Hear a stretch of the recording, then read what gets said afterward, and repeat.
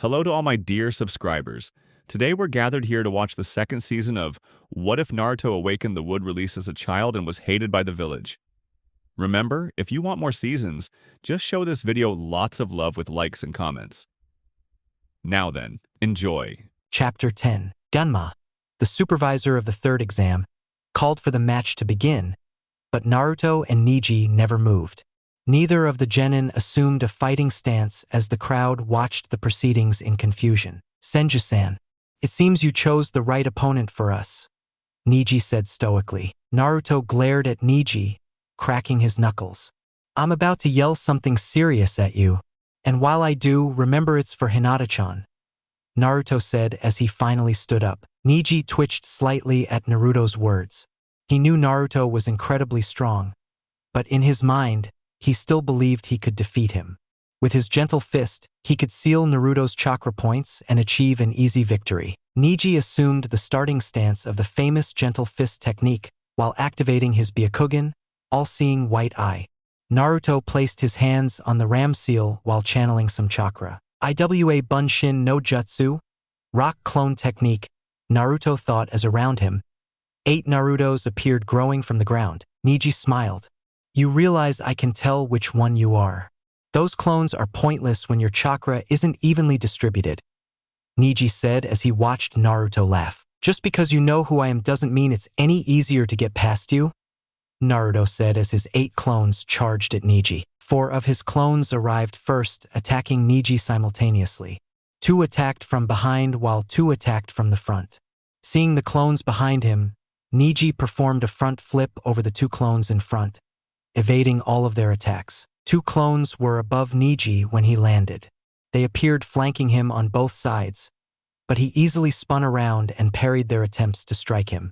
Once he finished spinning, another Naruto appeared and attacked with an uppercut. Neji flew back into the air when he appeared to be struck by Naruto. However, he actually dodged the attack at the last second with only a few centimeters to spare. Neji, having had enough of dodging, decided to get rid of the clones. Then, when 4 more Narutos surrounded him, he gracefully leaped into the air and performed a spinning heel kick. The kick connected with all the Narutos as they collapsed onto rocks from the powerful impact. As soon as those 4 clones were destroyed, 2 more Narutos rushed toward Neji. Neji skillfully parried their attacks and destroyed them with a double palm strike. The final 2 clones appeared as Neji turned around and finished them off with a powerful open palm strike to their stomachs. Too easy, Neji said until he noticed something on one of the Narutos as it collapsed onto rocks. Neji raised his guard as he was rocked by an explosion. Neji was sent skating backward as he had some scorched marks from the blast. He planted a bombshell in that clone. This is going to be difficult, Neji thought as he looked at Naruto. So the stories are true. The Byakugan allows the user to see in a perfect 360, and it's fast enough to dodge all attacks. Looks like I'll have to think of something. There has to be a weakness. I just need to find it, Naruto thought as he walked away from his musings when Neji spoke to him. It will take much more than that to defeat me. As I said before, my eyes see everything, Neji said. Naruto crossed his arms and looked at Neji with a bored expression. And what exactly do you see with those eyes of yours? They allow me to see the truth of this world. For example, how your ability is determined at birth. In other words, everything is predetermined when you are born. Damn, Naruto said in response to Neji's statement. I don't believe in any of that fate stuff. We create our own destiny in life, Naruto finished, seeing Neji smile slightly. It's funny coming from someone like you. You're the perfect example of what I'm talking about. You're from the legendary Senju clan of the forest. You're related to 3 of the greatest ninja Konoha has ever produced. It's no wonder you're incredibly strong. You were strong even before you were born, Neji said. Naruto was slightly annoyed by Neji's words. Why do you think about people like that? I'm just telling the truth. You and I were destined to be stronger than the rest. That's why those fools you faced, Lee and Hinata-sama, failed. They were destined to fail no matter what. Everyone may be different, but we all have to walk the path that has been laid out for us. The only common destiny among us all is death. Are you done yet?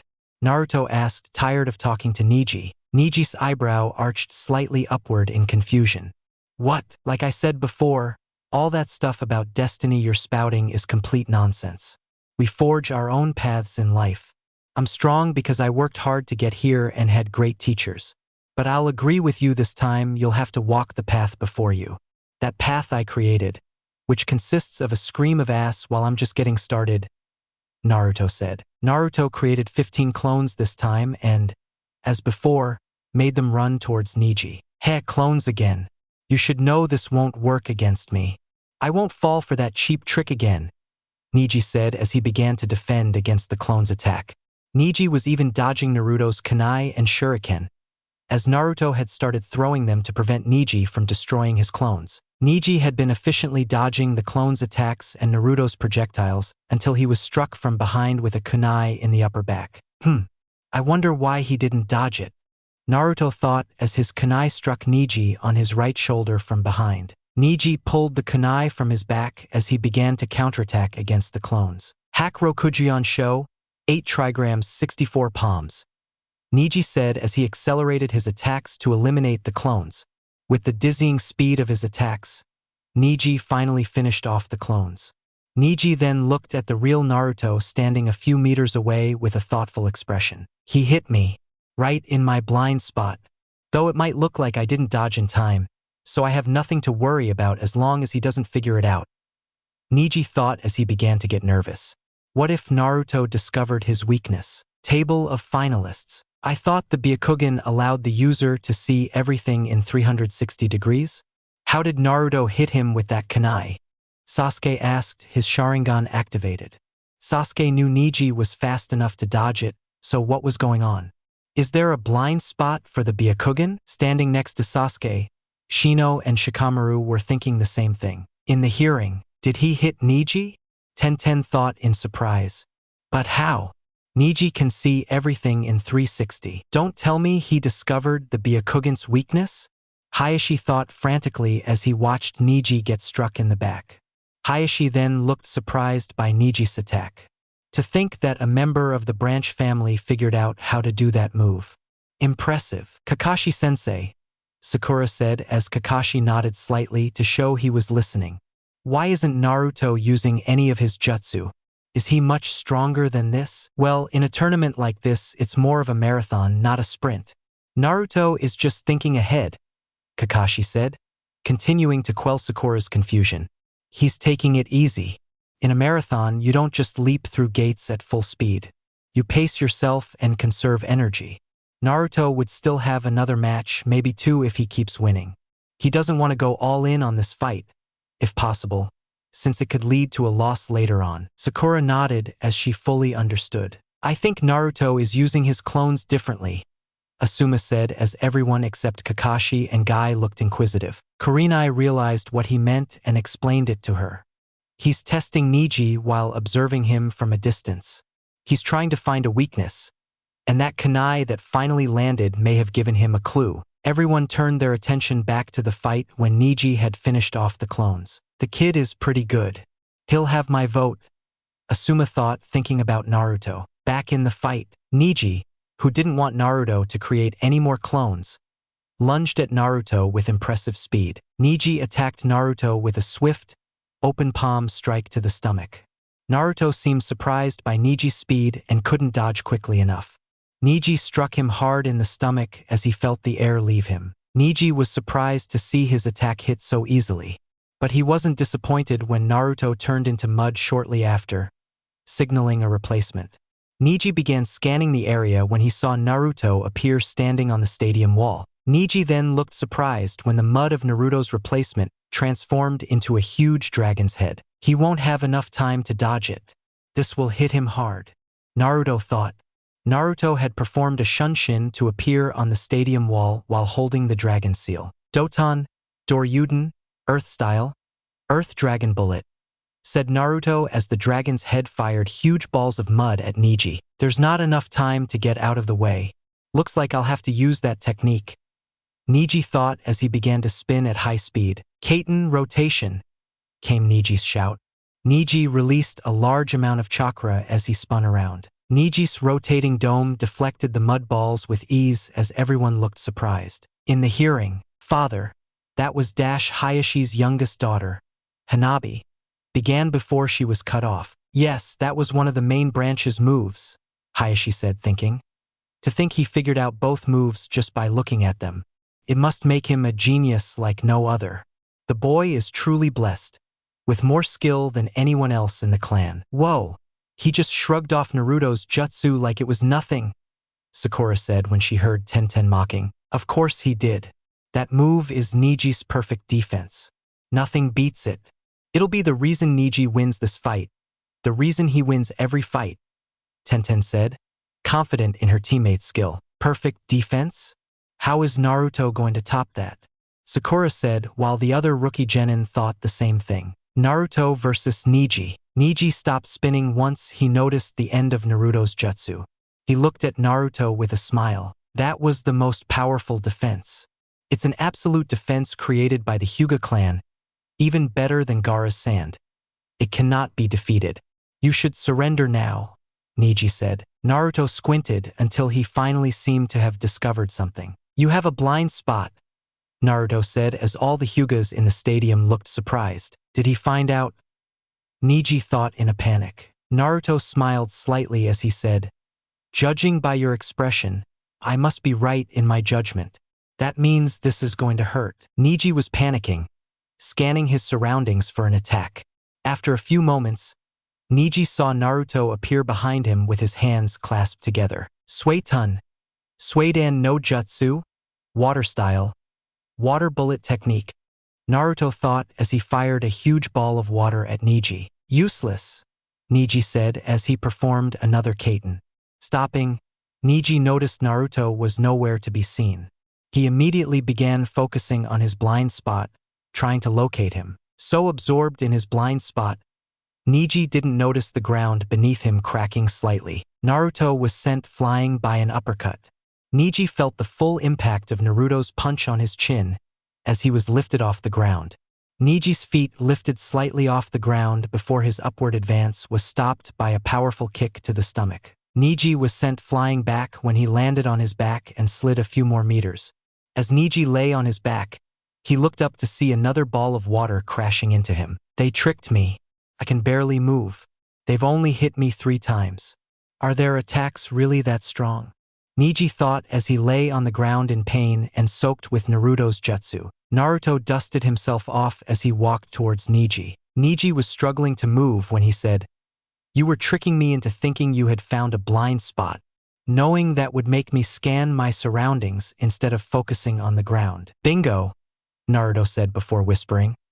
"I also know you have that blind spot on the upper right side of your back. The kunai that landed earlier only confirms it." Naruto finished as he prepared to finish off Neji. "I was planning to beat you senseless, down to an inch of your life, but Hinata-chan asked me not to. So I have to ask, what's going on with your family? This clearly made you think a lot about these fate things.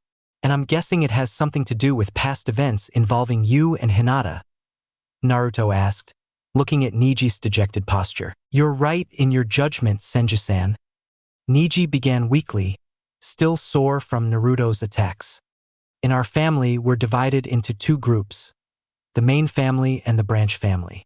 Those in the branch family are destined to serve the main family with their lives. We're even marked to forever bear the mark of a servant. We're given a seal to ensure our servitude to the main family. I wouldn't know what it's like to have a seal that defines you." Naruto was surprised to see Neji get up immediately. "You made a mistake. You're in my divination field," Neji said as he took off towards Naruto. "2 palms," Neji said as he attacked with 2 punches. "Shit," Naruto thought as he dodged both blows. 4 palms. Neji unleashed a flurry of 4 strikes, even faster than the last 2. Naruto still dodged every blow as Neji continued. 8 palms. Naruto was finally hit on the shoulder by one of Neji's punches. 16 palms. Neji struck Naruto 4 times as his pace continued to accelerate. 32 palms. 64 palms. Naruto was hit 14 more times. Naruto even got the final double palm to the stomach when he was sent to the ground. "It seems I have prevailed," Not even the legendary Senju clan can defeat the Hyuga. Proctor, call for the fight. He will not rise, Neji said until he saw Naruto get up. Naruto was enveloped in an orange chakra aura as he stood up. Well, that hurts, Naruto said, seemingly completely unfazed by Neji's blows. Where does this chakra come from?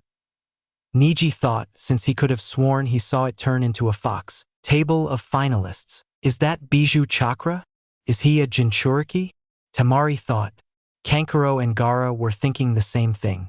They knew the sensation of a Jinchuriki's chakra since Gaara was one too. Shino and Shikamaru were trying to figure out why Naruto's chakra was like that. Shino had sent some bugs to investigate, but they died after absorbing his chakra. What was happening to Naruto? Sasuke was the most surprised. Naruto, what the hell are you? Sasuke thought as he looked at Naruto's chakra with his Sharingan. How powerful are you? In the hearing, does he really have control of that power? A random Chunin asked. Let's hope so. But I mean, it seems the rumor was true. He seems to be in control. Another ninja said, looking at Naruto. Naruto? What is that? You've never shown that before. Sakura thought to her teammate. Naruto-kun. Hinata thought as she coughed slightly. She was still hurt from her fight with Neji. Holy hell, I can feel Naruto's alpha flying. What the hell is he? Kiba thought as he sensed Naruto's dominant presence. He was simply ordering obedience. How strong was he really? Naruto versus Neji. You shouldn't have let your guard down, Naruto. You would have been finished if I hadn't been here. Kurama said as he channeled chakra into Naruto's system to reopen his chakra points. Thanks, Kurama. I owe you one. Although I could have forced it open with just my chakra. On the other hand, it might have cost me a lot of chakra trying with mine. Regardless, I was careless and now I've exposed your chakra. Now I have to answer everyone's questions. Problem, Naruto said back to Kurama in his head. What is that chakra? Came the slightly frightened voice of the normally stoic Neji. Looks like I let my guard down, Naruto said, still surrounded by that orange aura. You shut down my chakra for a second. If it weren't for me being a Jinchuriki, this fight would have been over. The stadium fell silent at Naruto's announcement. Most of the stadium already knew Naruto was their Jinchuriki. Naruto's friends were confused. They had never heard the word Jinchuriki before. Jinchuriki? Neji asked. Jinchuriki, the power of human sacrifice. It's a term that describes someone who contains a bijou. To name a bijou, let's go with the Kyuubi, Naruto said as Neji formed an idea. But it was said that the fourth Hokage killed the Nine-Tails? How could you have been its Jinchuriki? Shouldn't he be dead? But I'm not, and your fourth Hokage is. Kurama 1, fourth Hokage 0. Suck it, Kurama said in Naruto's head. Naruto had to stifle a laugh at Kurama's words as he explained how. It's impossible to kill a bijou. They're fused energy given a form.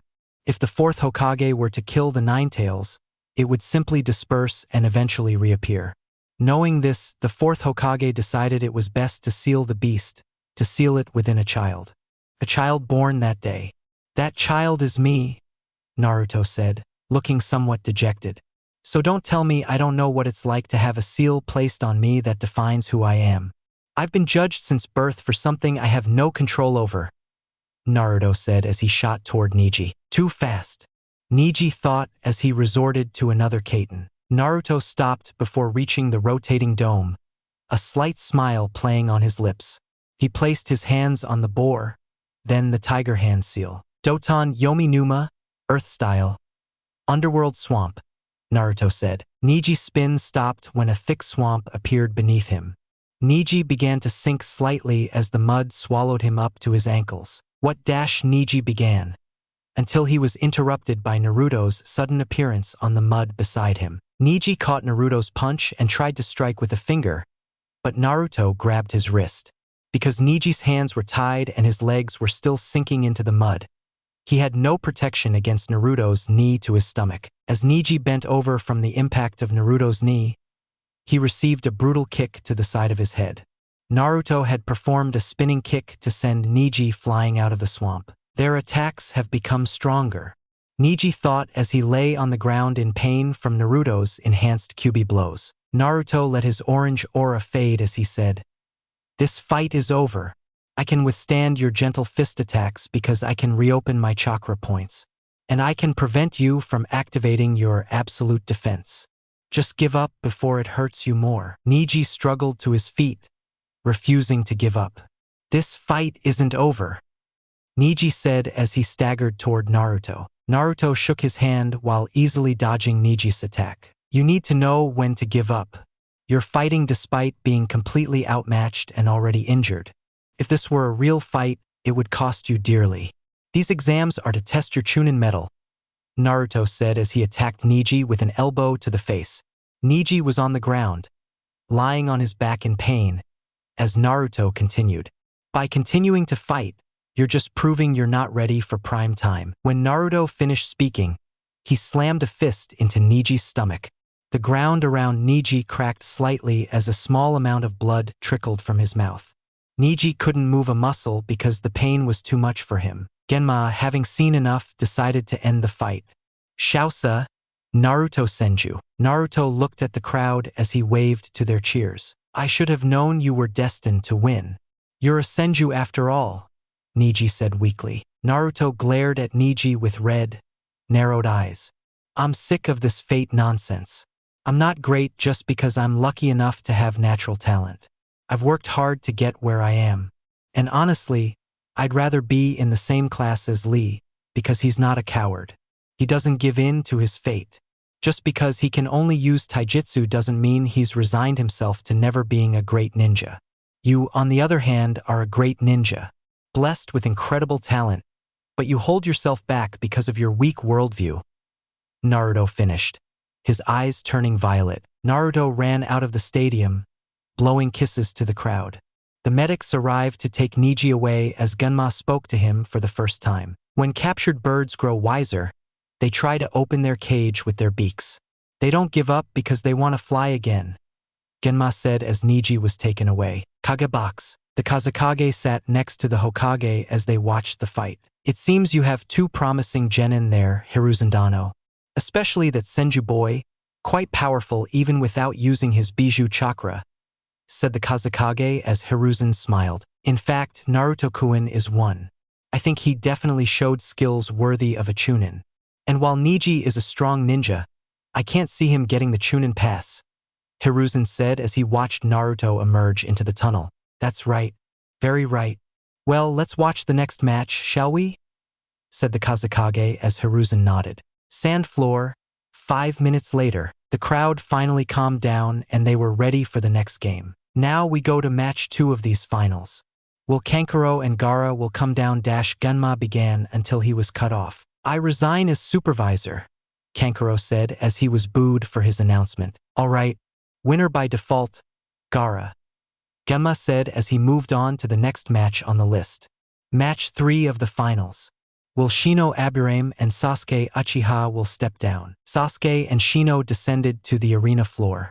On their way down, Sasuke saw Naruto coming up. "Jinchuriki," Sasuke said as Naruto looked towards him. "Something like that," Naruto said as he and Sasuke looked at each other.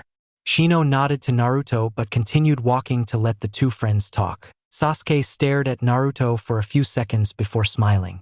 "I'm still going to beat you. Having that power won't help you with my attack." Naruto smiled slightly as he said, "We'll see. I still dance better than you." "HN," Sasuke said, punching Naruto and smiling.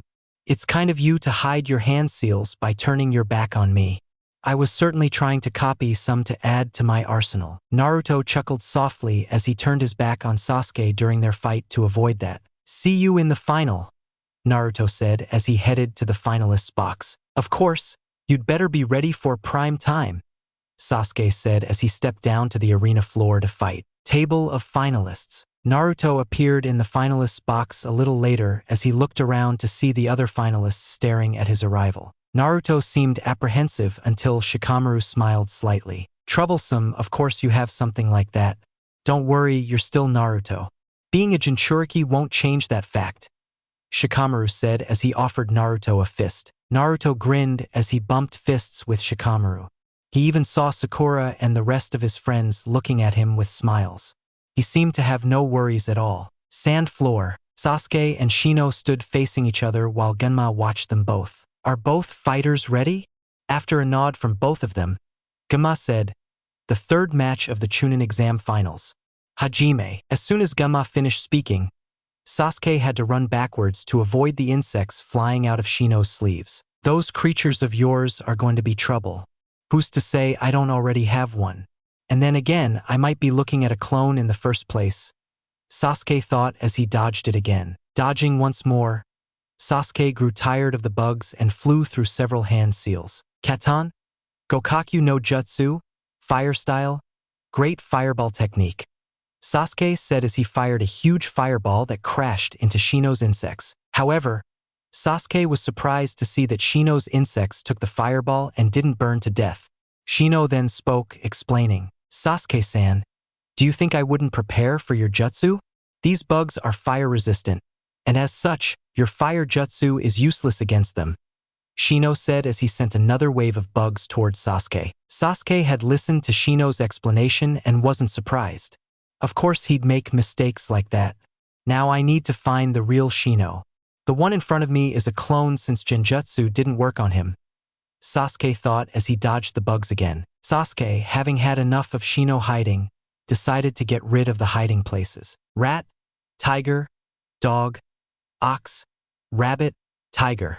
Sasuke thought as he went through those hand seals. Katan, Hozenka Mikyaku, fire style, Phoenix Sage Fire Annihilation, Sasuke said. Sasuke unleashed a dozen enormous fireballs, almost comparable to 12 grand fireballs, toward the trees. Upon contact, the fireballs exploded, creating a raging blaze that swept through the forest. In the hearing, damn it, Kiba said upon seeing Sasuke's jutsu. That pretty much summed up everyone's collective thoughts. Kakashi simply smiled into his student's eyes. Troublesome, Shikamaru said as Naruto looked at his friend with a smile. Sand floor. Shino flew out of the forest to dodge Sasuke's impressive jutsu. I didn't think he had a jutsu of that scale, Shino thought as he landed in the open air, away from the raging forest fire. Sasuke never gave Shino a chance to do anything because he was already upon him. Sasuke threw a punch at Shino that connected with the insect user's face and sent him skidding backward. Shino, after being punched from a few meters away, looked up to see Sasuke in a posture identical to Rock Lee's. It looks like he's using the Goken, strong fist. I'm not that good at taijutsu, and as such, he would decisively defeat me in close combat. I need to keep him away, Shino thought as the flames began to subside slightly. Not wanting Sasuke to attack him again, Shino unleashed another barrage of bugs at Sasuke. The insects flew towards Sasuke in a spiraling motion. Bojui no Jin, spindle formation, Shino said. The jutsu was too fast and widespread when Sasuke was struck in the stomach by Shino's insects. Shino watched Sasuke as his bugs slowly gathered around him. It's over, Shino thought until he noticed something was wrong. Genjutsu Kai. Shino broke the genjutsu Sasuke had cast on him as the Sasuke in front of him vanished from sight. Trying to find Sasuke with his bugs, Shino took too long to locate the Uchiha when he felt Sasuke kick him in the air. While he was in the air, Sasuke appeared behind Shino using the Kagebuyo, shadow of the dancing leaf. It's over, Sasuke said as he unleashed a flurry of kicks at Shino's body, sending him crashing to the ground. Just before Shino hit the ground, Sasuke delivered another kick to his waist. Shurshur Rindan, Lion's Barrage, Sasuke said. Shino lay face down on the ground as his insects returned to his body to control the damage. You almost had me there, Shino. Too bad you might have won that fight, Sasuke said. Shausa, Sasuke Uchiha, Gama said as the crowd erupted in cheers. Gama looked at Sasuke and said, You're lucky I looked you in the eyes when you were being covered by their insects. They never would have put you in that genjutsu and your chakra would have been drained. Those insects were even draining you when you made that final move. You're lucky, kid. Sasuke deactivated his Sharingan as he walked away from Genma. HN. A win is a win in my book, Sasuke said as Genma smiled. The boy was right. Kagebox. Konoha seems to produce great ninjas. Both children were splendid. The insect boy had a great plan and was well prepared for his opponent. He will probably be promoted, And that Uchiha boy, what a splendid display of the three facets of a shinobi, said the Kazekage. Hiruzen looked proudly at his two ninjas. Perhaps you're right, Kazekage-dano. It seems it's true that the younger generation always surpasses the older one. Sand floor, 5 minutes later, after the crowd calmed down and the fire was completely extinguished, Genma announced the next match. Match 4 of the finals. Will Shikamaru, Nara, and Temari will descend, said Genma as Temari headed to the arena floor. Shikamaru tried to stay, but Naruto pushed him over the railing to make him get down. After a few moments, Sasuke entered the finalists' box while smiling at Naruto. It seems he improved during the month-long break.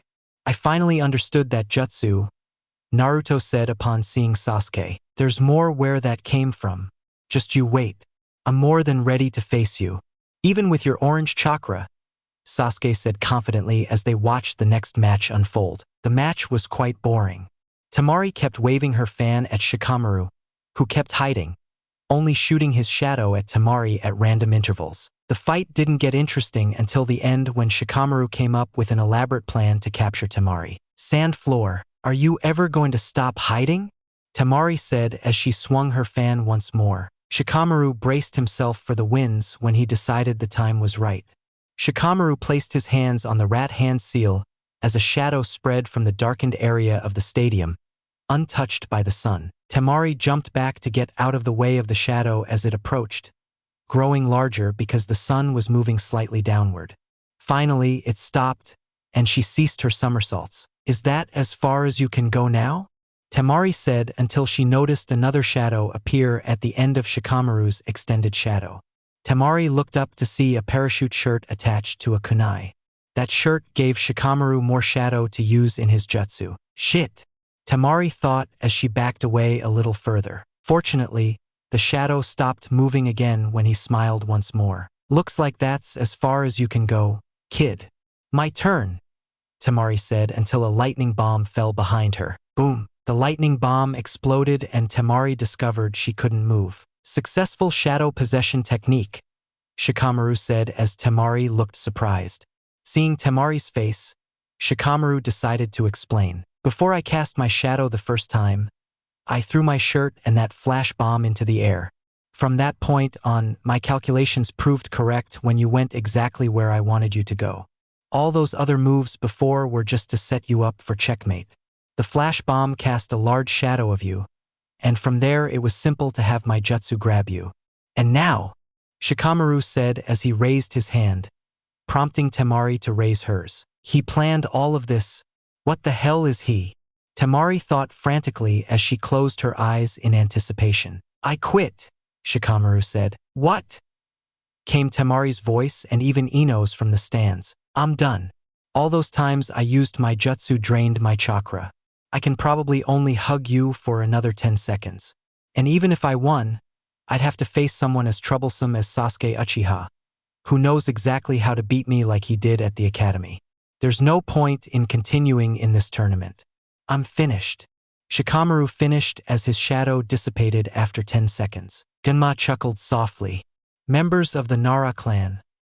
Well, Shausa, Temari, Genma said as the crowd booed Shikamaru for his loss when he had basically won. In the hearing, HN. Lazy, Sasuke said as Naruto chuckled. That's true.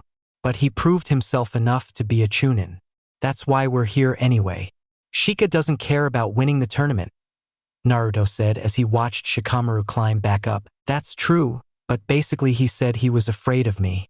It seems I already have people who fear the name Sasuke Uchiha, Sasuke said with an air of superiority. Alright, anyway, it's time for me to face Gaara.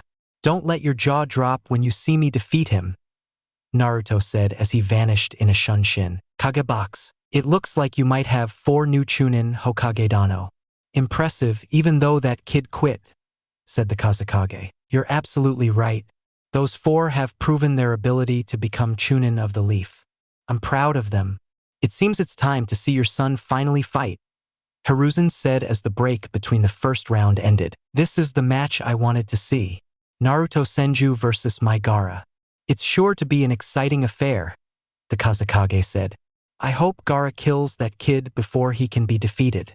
Just because Naruto-kun can use his Bijuu's chakra doesn't mean he can stop a Jinchuriki who can go even further in his transformations, the Kazekage thought. Sand floor. 5 minutes later, Genma stood frozen on the sand floor as sand began to appear a few meters away from him. Gaara had arrived in a body flicker technique.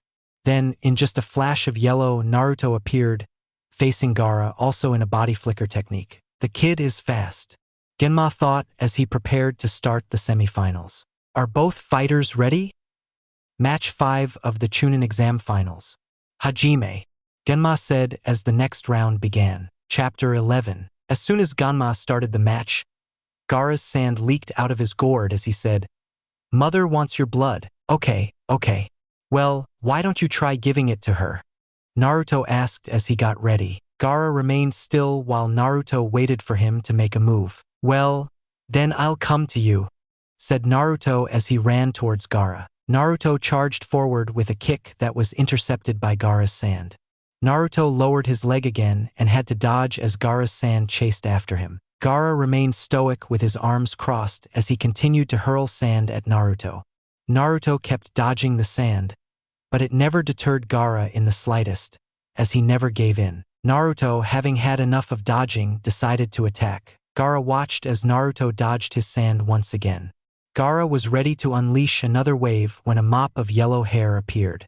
Naruto used a body flicker technique to close the distance to Gaara. "Hey!" Naruto said as he threw a punch at Gaara's face.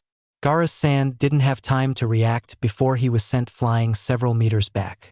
Gaara's sand armor cracked slightly as he stared at Naruto, who was standing in the same spot as before. In the hearing, "Come on, Naruto-kun," said the voice of a newcomer. "Lee-san," Sakura said as Lee limped in on crutches. "Hello, Sakura-chan. Nice to see you," said Rock Lee as he watched Gaara slowly get up. Naruto-kun knows that taijutsu won't defeat him. "I used 5 gates and it still wasn't enough," Lee thought. Kakashi looked around, thinking, "I wonder what Naruto will do to overcome that defense?" At Kage's booth, "That kid is pretty fast. The way he looks, especially with his golden blonde hair, reminds you of the 4th Hokage, doesn't it? So he's a Jinchuriki from the Senju clan. He could be a powerful asset someday," the Kazekage said as he watched the fight. "Orochimaru, do you think I'm senile? It's quite obvious it's you. But I'll joke with you to see what you're planning," Hiruzen thought as he replied to the Kazekage. "How sincere you are. Although I think he has more in store for us." Orochimaru looked at the Hokage and said, "Are you saying there's something more special to him than being the Kyuubi Jinchuriki?" Hiruzen just smiled as he turned his attention back to the fight. "Perhaps. Only time will tell." Sand floor. Gaara stood up as the cracked armor on his cheek was repaired. "I'm glad to see you fixing your makeup," Naruto said as he watched Gaara send out another wave of sand. "Not this again," Naruto thought as he dodged it once more. "Hitting him a million times won't help, as Rock Lee clearly demonstrated.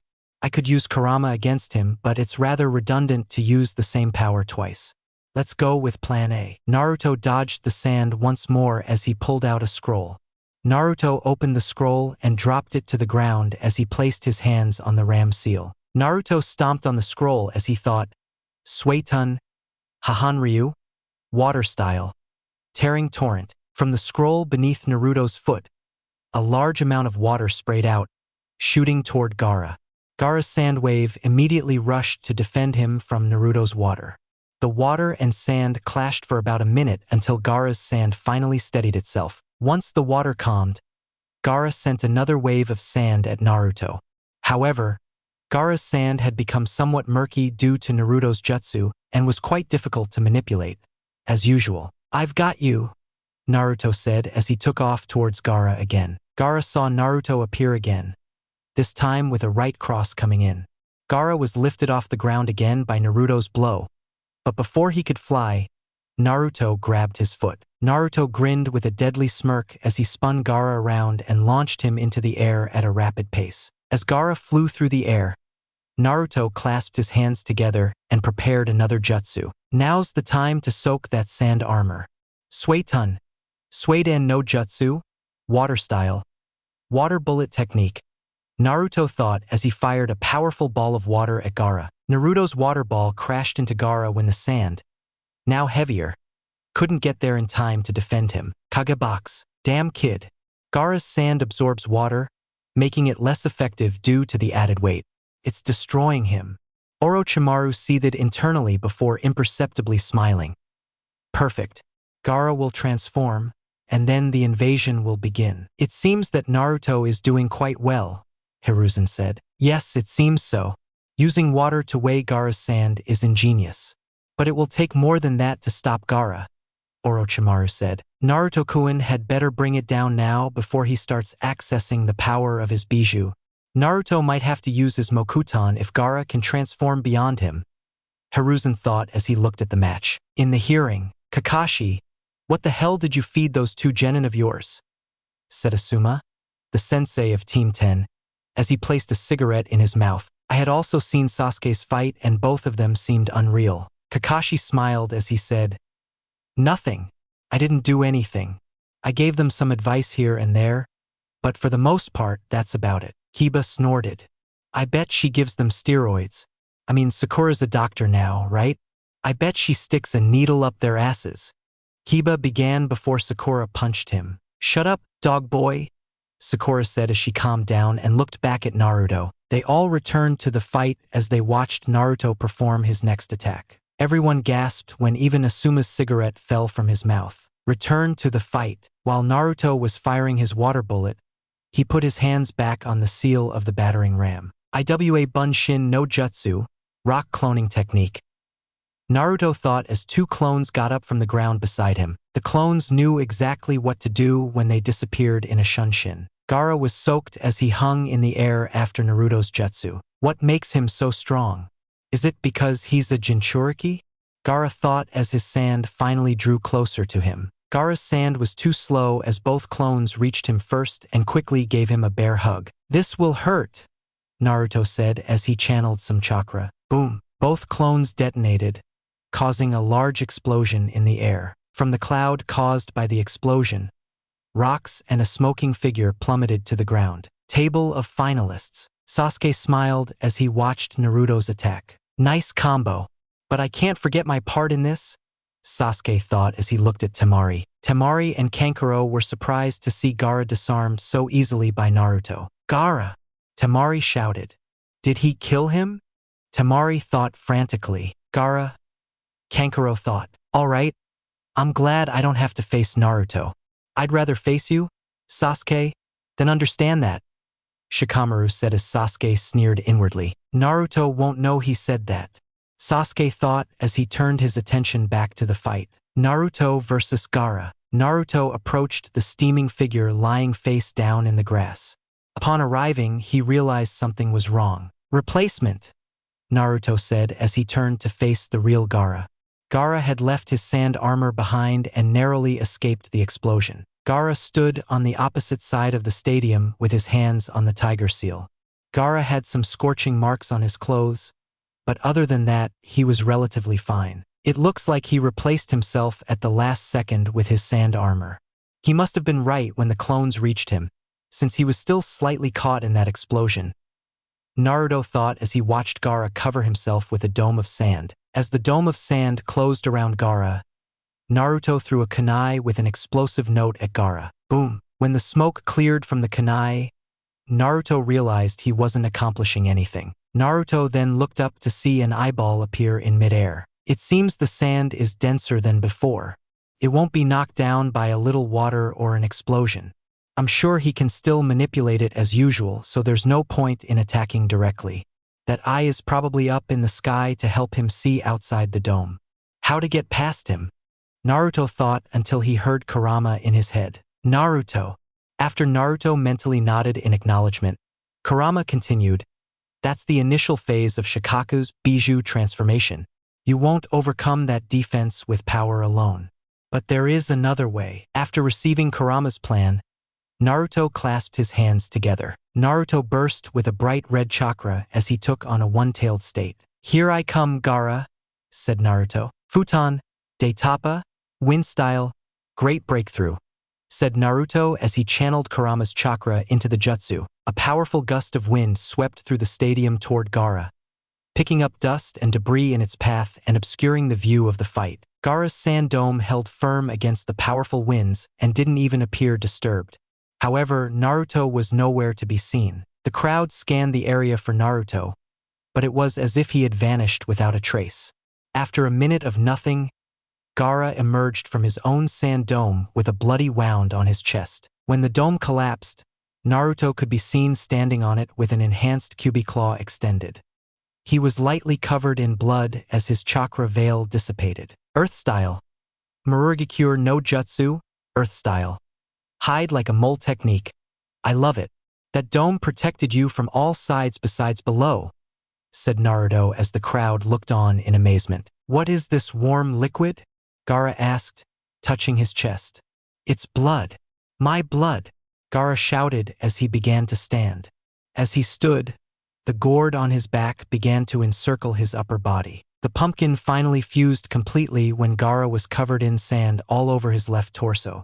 He also had a large sand claw on his left arm. Prove my existence, Naruto, Gaara shouted as he leaped towards Naruto with his claw extended. So that's the one tail, Naruto said as Gaara approached. In the hearing, another Jinchuriki, shouted a civilian in the stands, and people began to panic slightly. Oh no, Senju-sama is there with him, said another civilian concerned for the child. Don't worry, Naruto's bijou is stronger.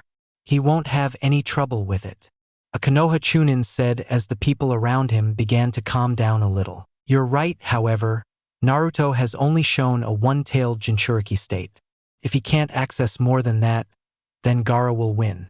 A fully powered bijou is better than a one-tailed Jinchuriki, Guy thought as he looked at Kakashi. Why is he so calm about this? His genin is in trouble. An Umbu was slightly behind Kakashi and Guy. However, this Umbu wasn't real. It was actually Kabuto in disguise. That kid is transforming here. This could be a problem. But why doesn't Orochimaru-sama want me to give the signal? Kabuto thought as he stared at the Kage booth, waiting. The Sand sibling sensei, Baki, was thinking the same thing. Gaara has already transformed. This isn't good. We need to get him to the village, but I haven't seen the signal. What are we waiting for? Table of finalists. Of course that guy's a Jinchuriki too, Shikamaru said, watching the fight. Are you one too, Sasuke? Shikamaru teased. He was inwardly worried about Naruto, but he figured Naruto knew when he was overpowering him. As if I needed that power, Sasuke said arrogantly as he continued to watch the fight with his Sharingan activated. I wonder how Naruto is going to beat him. Rock Lee hit him and he still got up. So what's Naruto going to do? Sasuke thought as he watched Naruto clash with Gaara, throwing punches. Sand floor. After striking Gaara a few times, Naruto violently kicked him against the wall with a roundhouse kick. Naruto glanced indifferently at Gaara's new tactics. Gaara emerged from the cracked wall upon seeing Naruto's bored expression. Gaara grew angry, like everyone else. Stop ignoring me, Gaara said as his sand covered him. Gaara's entire torso, down to his knees, was covered in sand, while a tail grew from his back. Is this what Shikaku looks like? Naruto asked while looking at Gaara. More or less. Basically, it's in a one-tailed state, Kurama replied. Gaara had several open mouths along his body as he prepared a jutsu. Futon, Mugen Sajin de Tapa, Wind Style. Infinite Sand Cloud Great Breakthrough, Gaara said as he released a cloud of sand. In response, Naruto slammed his palms against the ground. Earth Release, Mud Wall, Naruto said as a massive wall rose from the ground.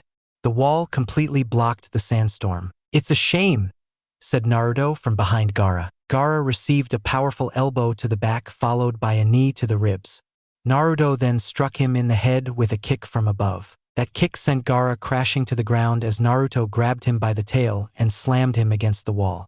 The same spot Gaara had struck earlier. You had a defense that only the fastest could dodge and the strongest could break through, and you're changing it for this? That's pathetic. Raw power only defeats finesse in extreme quantities, and you don't have enough, Naruto said. Gaara glared at Naruto in pain. Why is he so strong? I haven't even touched him once. What makes him so strong? Gaara said as his anger began to rise. You won't erase my existence. Gaara shouted as he began channeling more of Shikaku's chakra. Naruto noticed the chakra spike and realized what Gaara was planning. Naruto clenched his hand into the snake seal as he channeled his chakra. The stadium walls and grounds began to crack slightly as Naruto's chakra flowed out. Kurama knew Gaara was trying to transform into full Bijou mode, and it seemed Naruto was doing the same. When Kurama saw Naruto place his hands on the snake seal, he looked surprised. Naruto, you're about to. Yes, Kurama. If he transforms, he could hurt civilians. It has to be done now before he becomes too difficult to defeat, Naruto said when Kurama agreed. At Kage's booth, Gaara is transforming. Splendid. Perhaps I'll kill that boy so I can be rid of him.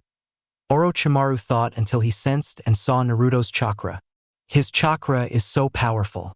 And at that age, I don't even sense the nine tails, it's all him. And the sensation of his chakra. You don't say? Hiruzen smiled slightly as he sensed Orochimaru's inner turmoil. Naruto-kun is about to surprise the world, Hiruzen thought. Naruto versus Gaara. Gaara was preparing to unleash Shikaku when enormous branches sprouted from the ground and wrapped around him, restricting his arms and legs. Gaara looked surprised as the branches pulled him away from the wall in a circle.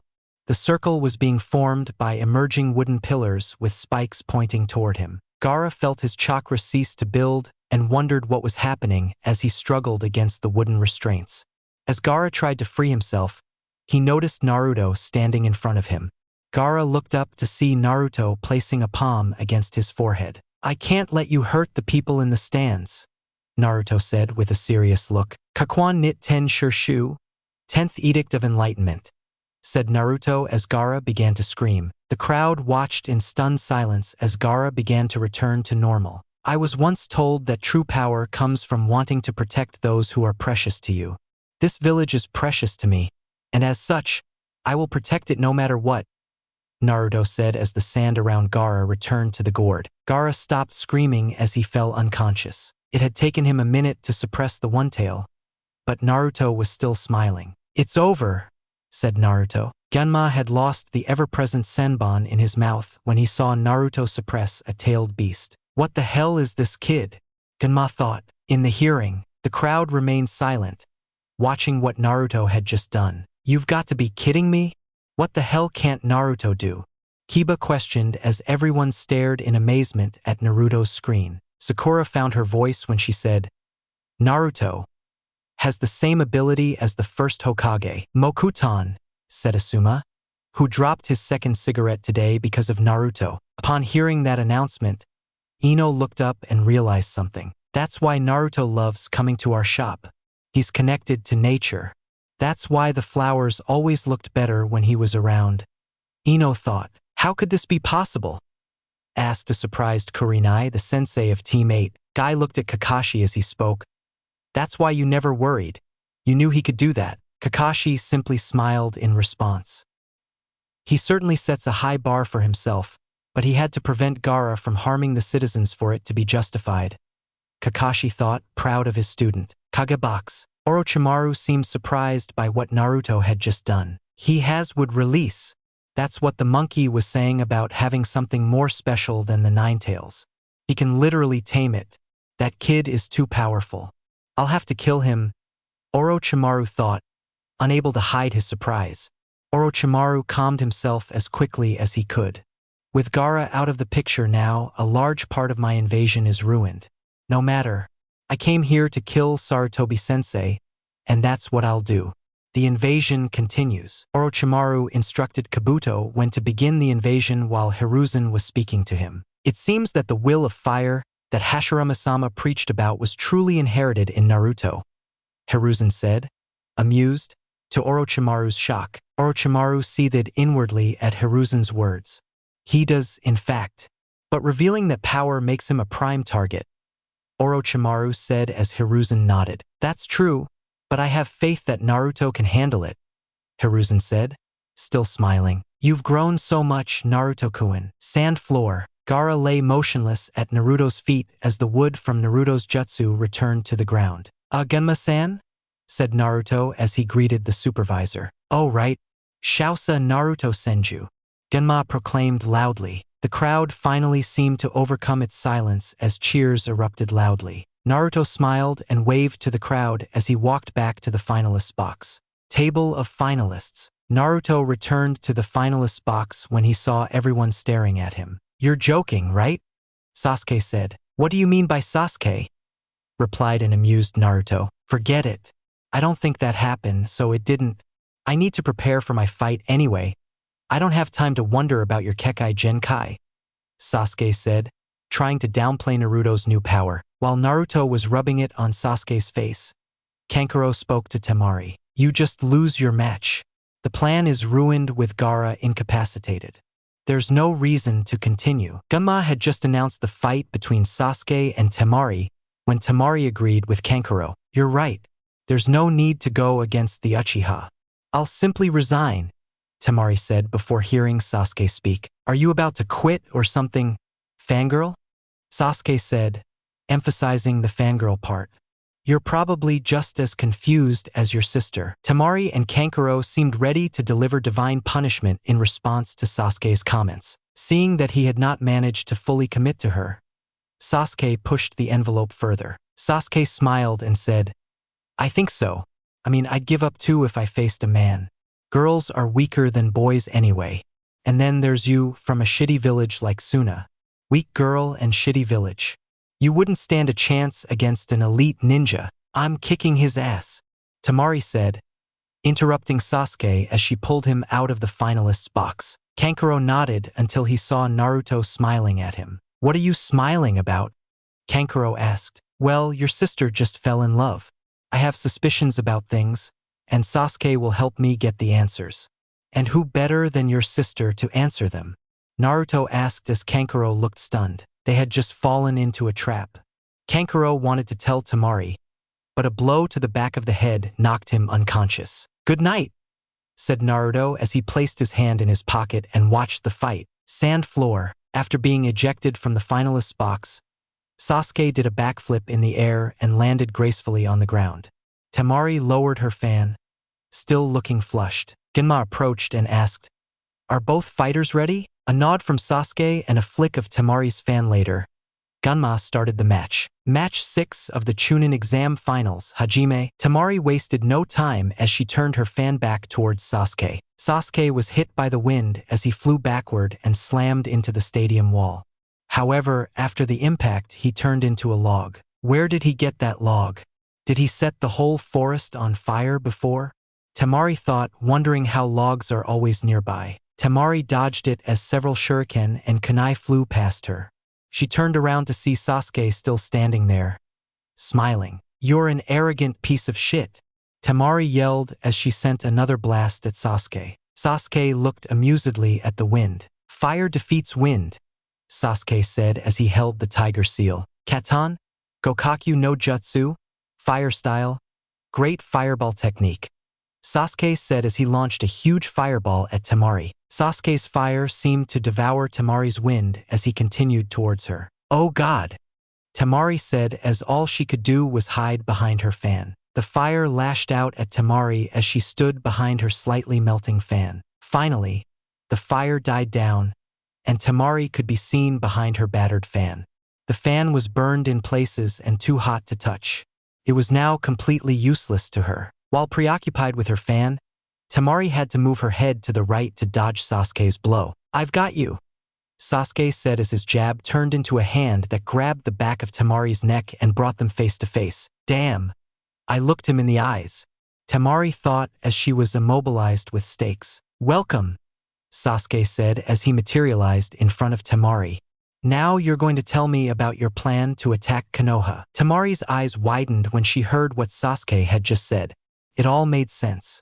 That's why he goaded me into fighting, so I could find out about the invasion. So you're planning an invasion? Sasuke said as Temari looked surprised. Yes, I can hear your thoughts and I can also tell if you're lying, so let's get on with it.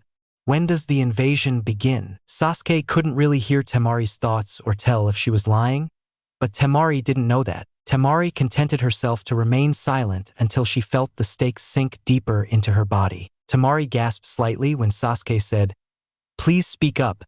They'll only go deeper if you don't." The stakes ran a little deeper when Temari finally broke down. "The invasion begins when people start to sleep. That's the sign," Temari said. "Good, that's all I wanted.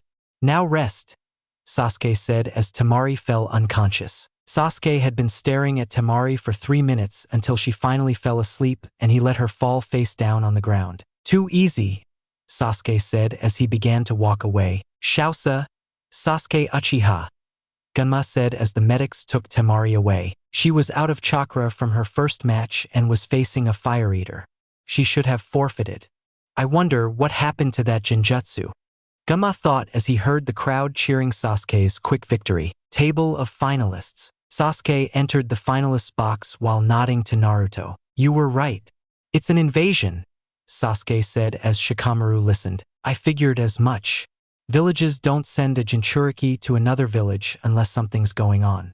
Besides, Shino said he saw several groups of Suna ninjas and Oto ninjas on his way. We have to tell Kakashi-sensei," Naruto said as Sasuke left to join the audience. "Troublesome," Shikamaru said, listening to the conversation and knowing that he would have to fight in the invasion if it actually happened. In the hearing, since there was a 30-minute break before the final, everyone patiently awaited the SENJU versus Uchiha final. Sakura and Kakashi were delighted with the other 2 members of Team 7. It's quite difficult to reach the finals. They were interrupted by their thoughts when Sasuke and Naruto arrived. "Kakashi-sensei, there's a planned invasion," Naruto said. Before Kakashi could respond, an explosion rocked the Kage booth. As everyone's attention focused on the booth, white feathers began to fall in front of their faces. "Genjutsu," Naruto thought to himself before dispelling it.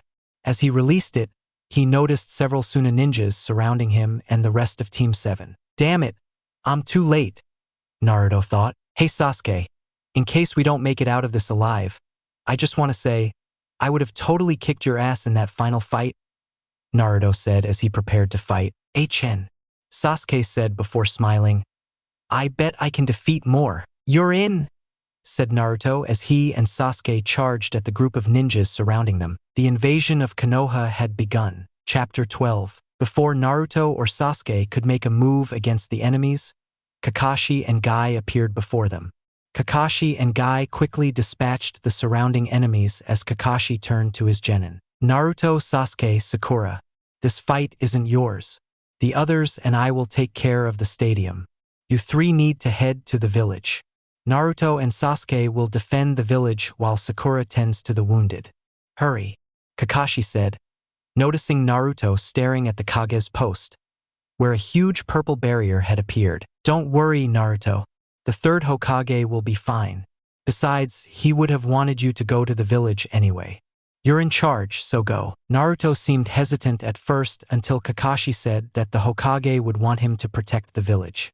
Naruto turned to see his teammates nodding their heads. "Let's do this," said Naruto as he jumped onto the stadium floor followed by Sasuke and Sakura. Naruto bit his thumb in half and hit the ground with his hand as he landed. "Summoning technique," said Naruto as a huge puff of smoke appeared. Gamabunta emerged from the smoke with the Team 7 genin riding on its head. "Chief, can we take Konoha with us? There's an invasion going on and they need us in the village." "That's right," Naruto said as Bunta took off towards the leaf. Sasuke and Sakura clung to the enormous toad's head, using chakra like Naruto to keep from falling. As Gamabunta leaped toward the leaf, Sasuke spoke. "We can't be friends anymore after this," Sasuke said to Naruto. "You're the Nine-Tails Jinchuriki, you possess a Kekkei Genkai only seen in the 1st Hokage, and now you can summon toads. What else can you do? This is getting out of control." Naruto grinned.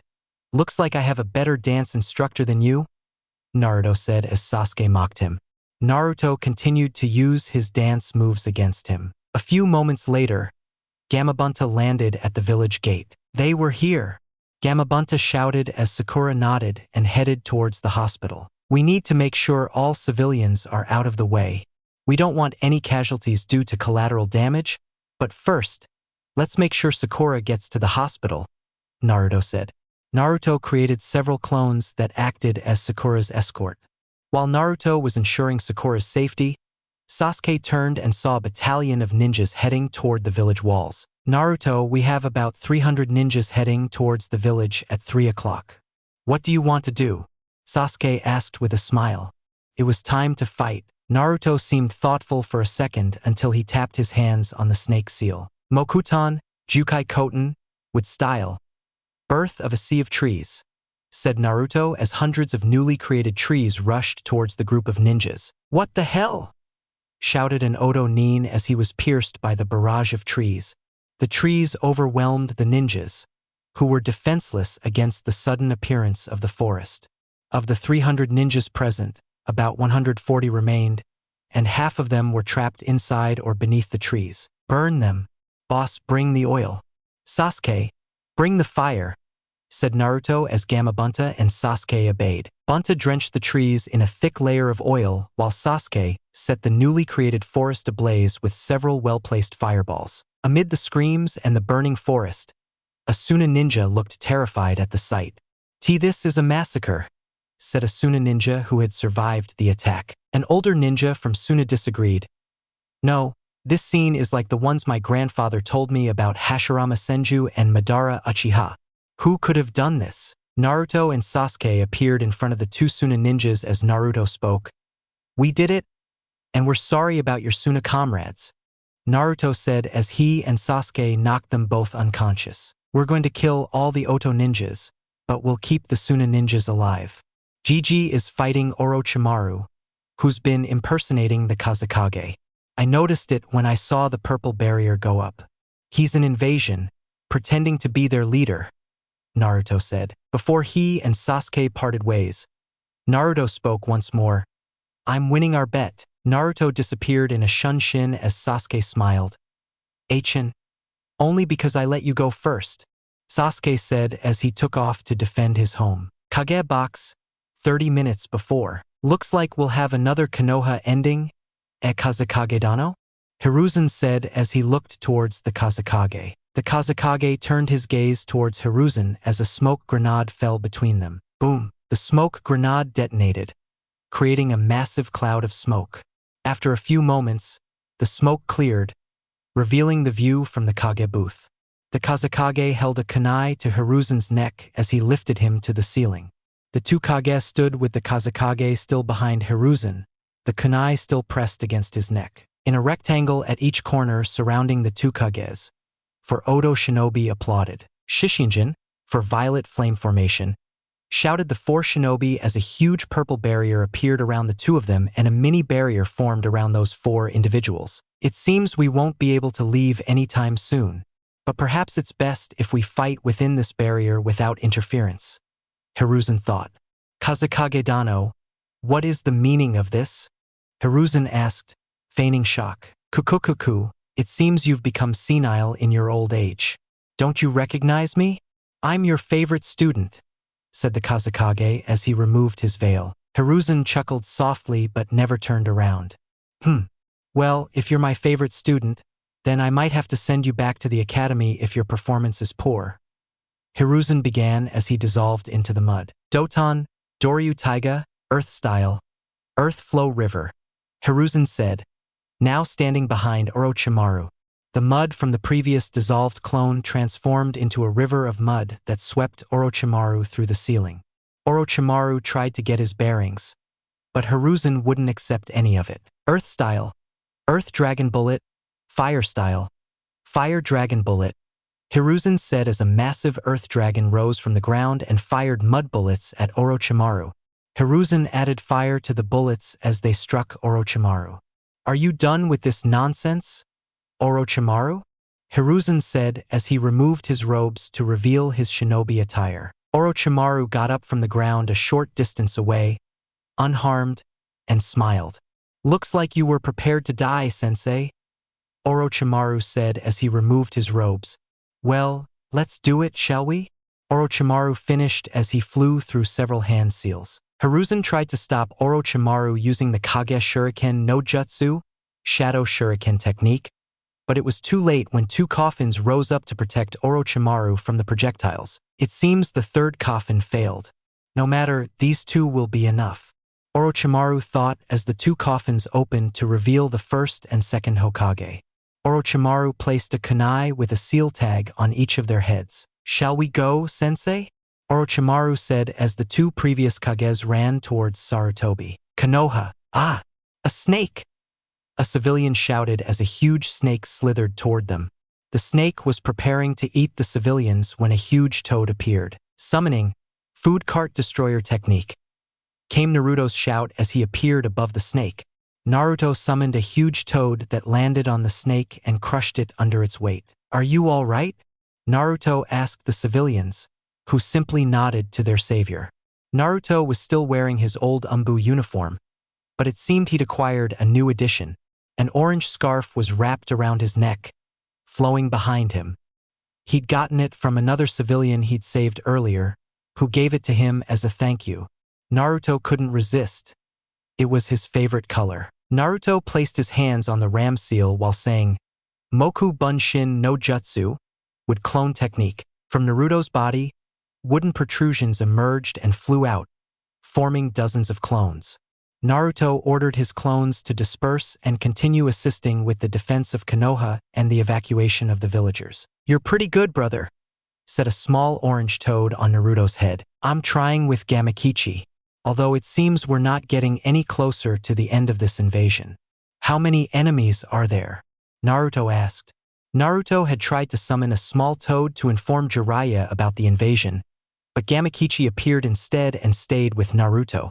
Naruto didn't mind his presence since the little toad was good company. "You look good, kid," a new voice said as Naruto turned to see Ibiki behind him, flanked by two Umbu. "Nice scarf and matching toad," Ibiki said, amused by the comical sight of a 14-year-old blonde boy who was slowly becoming the village's most important ninja, with a small toad on his head. "Hey, we look good," said Naruto as he and Gamakichi bumped fists. Naruto then asked, "The village looks empty. Did you get all the villagers out of here?" "I've only seen a handful since I got here." "Yes, kid. That's the village's protocol during attacks like these. You wouldn't know, since you haven't had to deal with anything like this before," Ibiki said, explaining. "It's written in the Konoha manual that during an attack on the village, we go through 3 stages of defense. Stage 1 involves eliminating all enemy forces that have infiltrated the village. If that fails, we move to Stage 2, which consists of evacuating the villagers while slowing the enemy's advance. And finally, Stage 3. "What is the third stage?" Naruto asked as Ibiki paused for a moment. Naruto heard some shouts and Ibiki smiled. "Eliminating all threats in the village," Ibiki said as screams echoed throughout the village. Naruto looked up to see a massive Akimichi member appear like a tower, stomping its feet. "Choza, Choji's dad. That means..." Naruto trailed off as he saw several shinobi caught in Shikaku and Inoichi's jutsu, causing enemy ninjas to attack each other. "Looks like the Ino Shikacho is powerful," Naruto finished, watching Konoha easily handle the opposing forces. "You're right. We have the village boy, you go man the village walls. There's more for someone with your skill set than here, where you could harm the village. Get going," Ibiki said as Naruto nodded and left for the village walls. "The boy will be good someday. Strong, intelligent, and quite mature for his age," Ibiki thought until he remembered something. Maybe he's not mature. You can't take a child with an orange toad on his head seriously. "Walls of the village. Chidori," Sasuke shouted as he sliced through an Oto ninja. Sasuke turned to see Naruto appear behind him. "Nice scarf. And baby toad. Nice jutsu. Looks like you learned more from Kakashi than you let on." "It seems we all have our little secrets," Naruto said, stiffening slightly. A few moments later, Naruto looked up to see about 30 Oto ninja surrounding him and Sasuke. "How many people are in this invasion?" One of the Oto ninjas smiled. "Hello Naruto Senju and Sasuke Uchiha. We've been ordered to capture you both, and that's exactly what's going to happen. We're the elite in Otogekure, we're all Jonin, and you two don't stand a chance. So surrender now, and this will be over." Naruto and Sasuke looked at each other and nodded. "All right," Naruto said as he and Sasuke extended their hands in surrender. The Oto ninja looked amused by their surrender, but took it as a blessing. No unnecessary fighting, for ninjas grabbed Naruto and Sasuke and prepared to take them away. Boom! Both Naruto and Sasuke detonated their weapons on the 4 shinobi surrounding them, killing them instantly. "What the hell?" said one of the remaining ninjas, who had some marks from being in the blast radius. "That's 4 more for my total. I'm pretty sure I'm kicking your butt right now in our bet," Naruto said, tallying his kills. Naruto and Sasuke were standing on a nearby tree branch overlooking the group. Naruto and Sasuke had swapped places with 2 of Naruto's wood clones, and one had transformed into Sasuke. The clones then used Bunshin Daibakuha, Clone Great Explosion, to explode on the Oto ninja. However, Naruto could only use that jutsu with his wood clones. His rock clones needed an explosive note. "Anyway, let's end this. I'm fed up with this stupid, pointless invasion," said Sasuke, who had still been counting and knew he wasn't defeating Naruto. He hadn't noticed Naruto's deaths since the first attack. Naruto and Sasuke began easily and quickly dispatching the remaining Oto Jonin with kunai. They were formidable ninjas, likely given that title to help convince Suna to attack. Naruto finished off the last ninja while signaling with a kunai the presence of another. Whoa, calm down, kid. It's just me," Jiraiya said as he landed near Sasuke and Naruto. "Jiraiya-sensei, you're still here? I thought you had left," said Naruto, even though Jiraiya had told him he would be leaving a week before the final started. Jiraiya smiled. "Who do you think told Konoha about this invasion? I'm the son of Konoha's master spy master, and besides, I had to protect my home. Though I didn't know Suna would be involved," Jiraiya said when Naruto realized that was why he had returned in the first place. Jiraiya was there to warn the Hokage about the impending invasion. "So, are we almost done? And how's Gigi?" Naruto asked, still worried about Hiruzen. The purple barrier was still up, which meant they had to keep fighting. It should be over. Stage 3 is in effect, and that will practically end the fighting within the village. So, since they've taken care of the village, why don't we go see Sensei?" Jiraiya said, noticing Naruto's outfit. "Nice scarf. And is that Gamakichi on your head? You're a strange kid. You can come along too, Sasuke." That said, the trio returned to the stadium to check things out there. Kage Tower, 10 minutes later. Naruto, Sasuke, and Jiraiya appeared on the rooftop when they saw 3 more Umbu standing outside the barrier. Naruto looked for the Hokage, but couldn't see him because of the large forest blocking his view. "Forest? Is Tenzo-sensei there?" "No, it couldn't be. The forest is too big. Sensei couldn't do something like that. That can't mean anything," Naruto thought, fearing the worst. Umbu turned to the newcomers. "Jiraiya-sama, what's happening at the barrier?" Jiraiya asked. The 3rd Hokage is facing Orochimaru. However, Orochimaru used Edo Tensei, reanimation, and brought back the 1st and 2nd Hokage. They have been fighting since the invasion began, and we haven't seen the Hokage since this forest appeared until recently, said the Umbu. "Haven't you tried to get in?" Naruto asked. "It's impossible to enter that barrier unless you can prevent the person from using it. But since they put up a barrier around themselves, it's difficult to reach them," the Umbu replied. When he finished speaking, Naruto disappeared in a shunshin. "Where is she going? Did you ever consider attacking them from the shadows?" Sasuke asked as he followed Naruto. The 3rd Hokage was important to him too. Hiruzen had helped Sasuke get back on his feet after the massacre. Naruto appeared in front of a corner of the barrier, looking at the shinobi inside. Sasuke appeared behind him as the shinobi spoke. "Hey idiots," the red-haired Kunoichi said, smiling at the 2 newcomers. "What the hell are you going to do, you bastards? You can't get through the barrier, so stay away from me." Naruto said nothing as he pounded the ground with one hand. Naruto used MOKUTON, Daijirin no Jutsu, with style, great forest technique, to transform his left arm into a wooden branch. "Damn it!" the redhead yelled as a branch appeared in front of her, forcing her to dodge or die. However, in dodging, she had to release the jutsu that completely dispelled the barrier jutsu. "We have a problem. Damn it!" said one of her teammates, who apparently had 2 heads. The barrier had been set up, but it was perfect timing since Orochimaru needed to leave anyway. She ran and grabbed Orochimaru while the redhead and the other two ninjas covered his exit. Sasuke wanted to go after them, but Naruto insisted they go check on the Hokage. Naruto and Sasuke arrived to find Jiraiya landing near the Hokage, who lay face down on the ground, lifeless. Kurama could sense Naruto's inner turmoil and knew it wouldn't lead to anything good. "Naruto, don't do anything reckless," Kurama said, trying to keep Naruto thinking clearly. Naruto didn't respond when Sasuke found the voice to say, "Is he?" "Yes, he gave his life to defeat the first, second, and Orochimaru in battle." Although he couldn't finish off the snake, was the response of an old monkey, likely summoned by Hiruzen. "He left me with instructions for a Naruto Senju." After a few moments, and with Naruto saying nothing, Jiraiya expressed his concern for his apprentice. "Naruto, are you all right?"